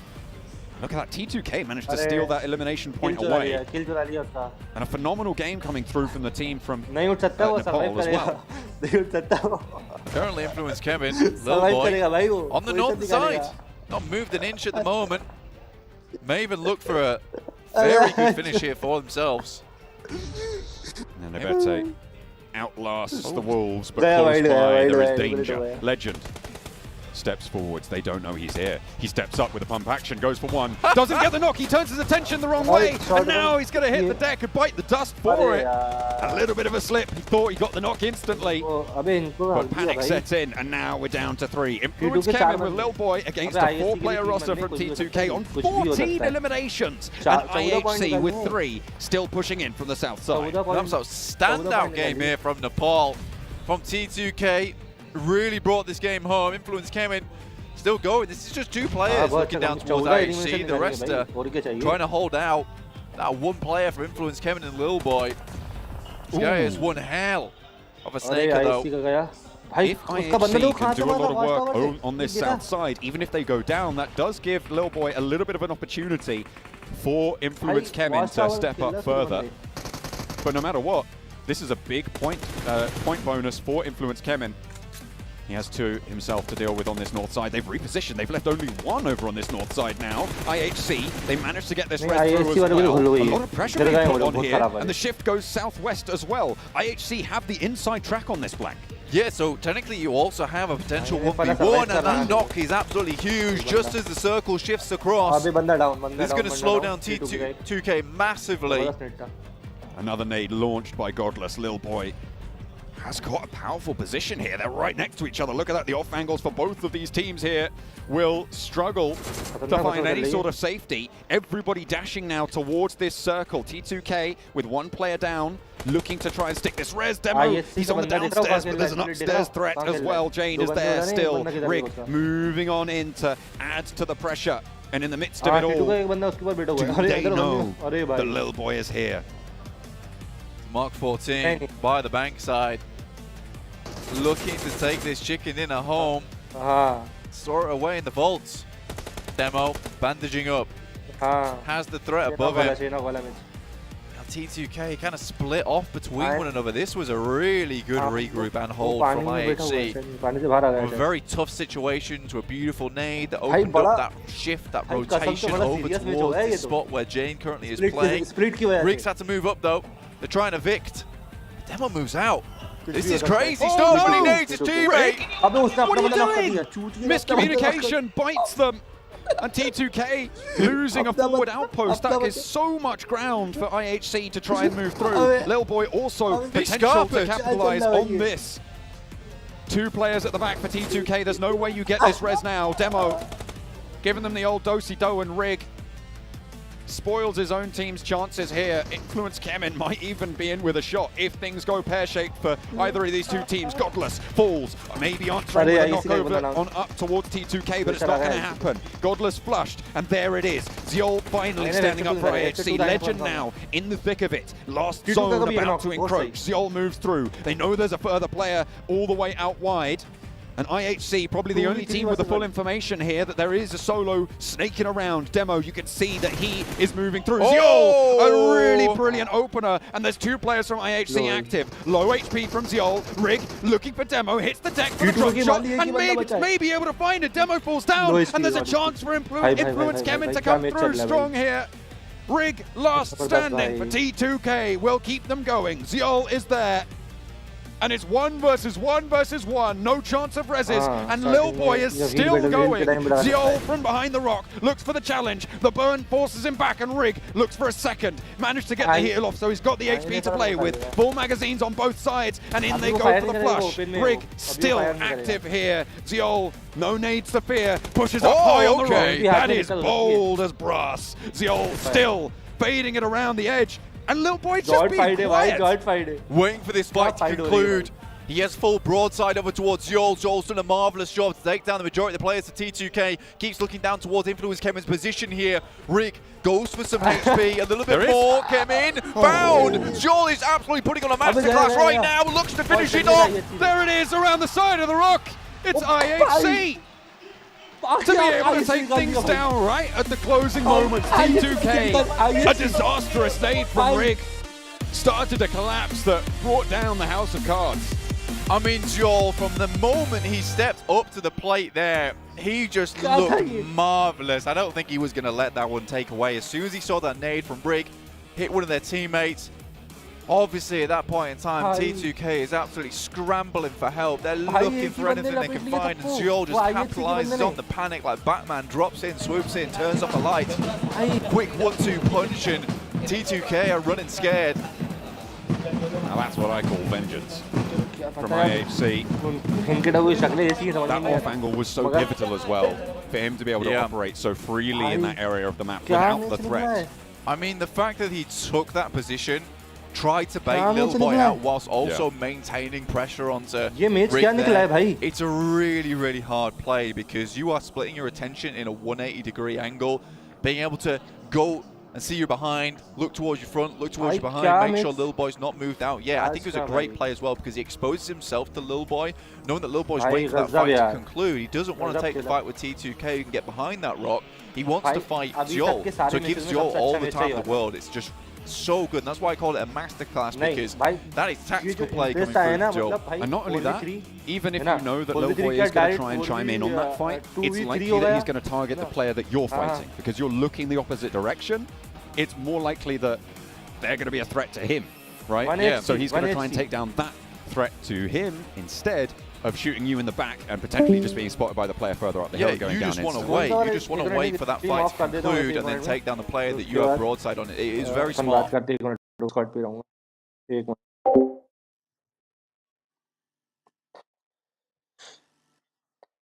एक minute जॉर्ड रुकना चलो guys bye bye बाद में कल वापस मिलते हैं कल से स्ट्रीम पे कल फिर सेकंड डे की भी स्ट्रीम करेंगे कल फिर मिलते हैं बाय बाय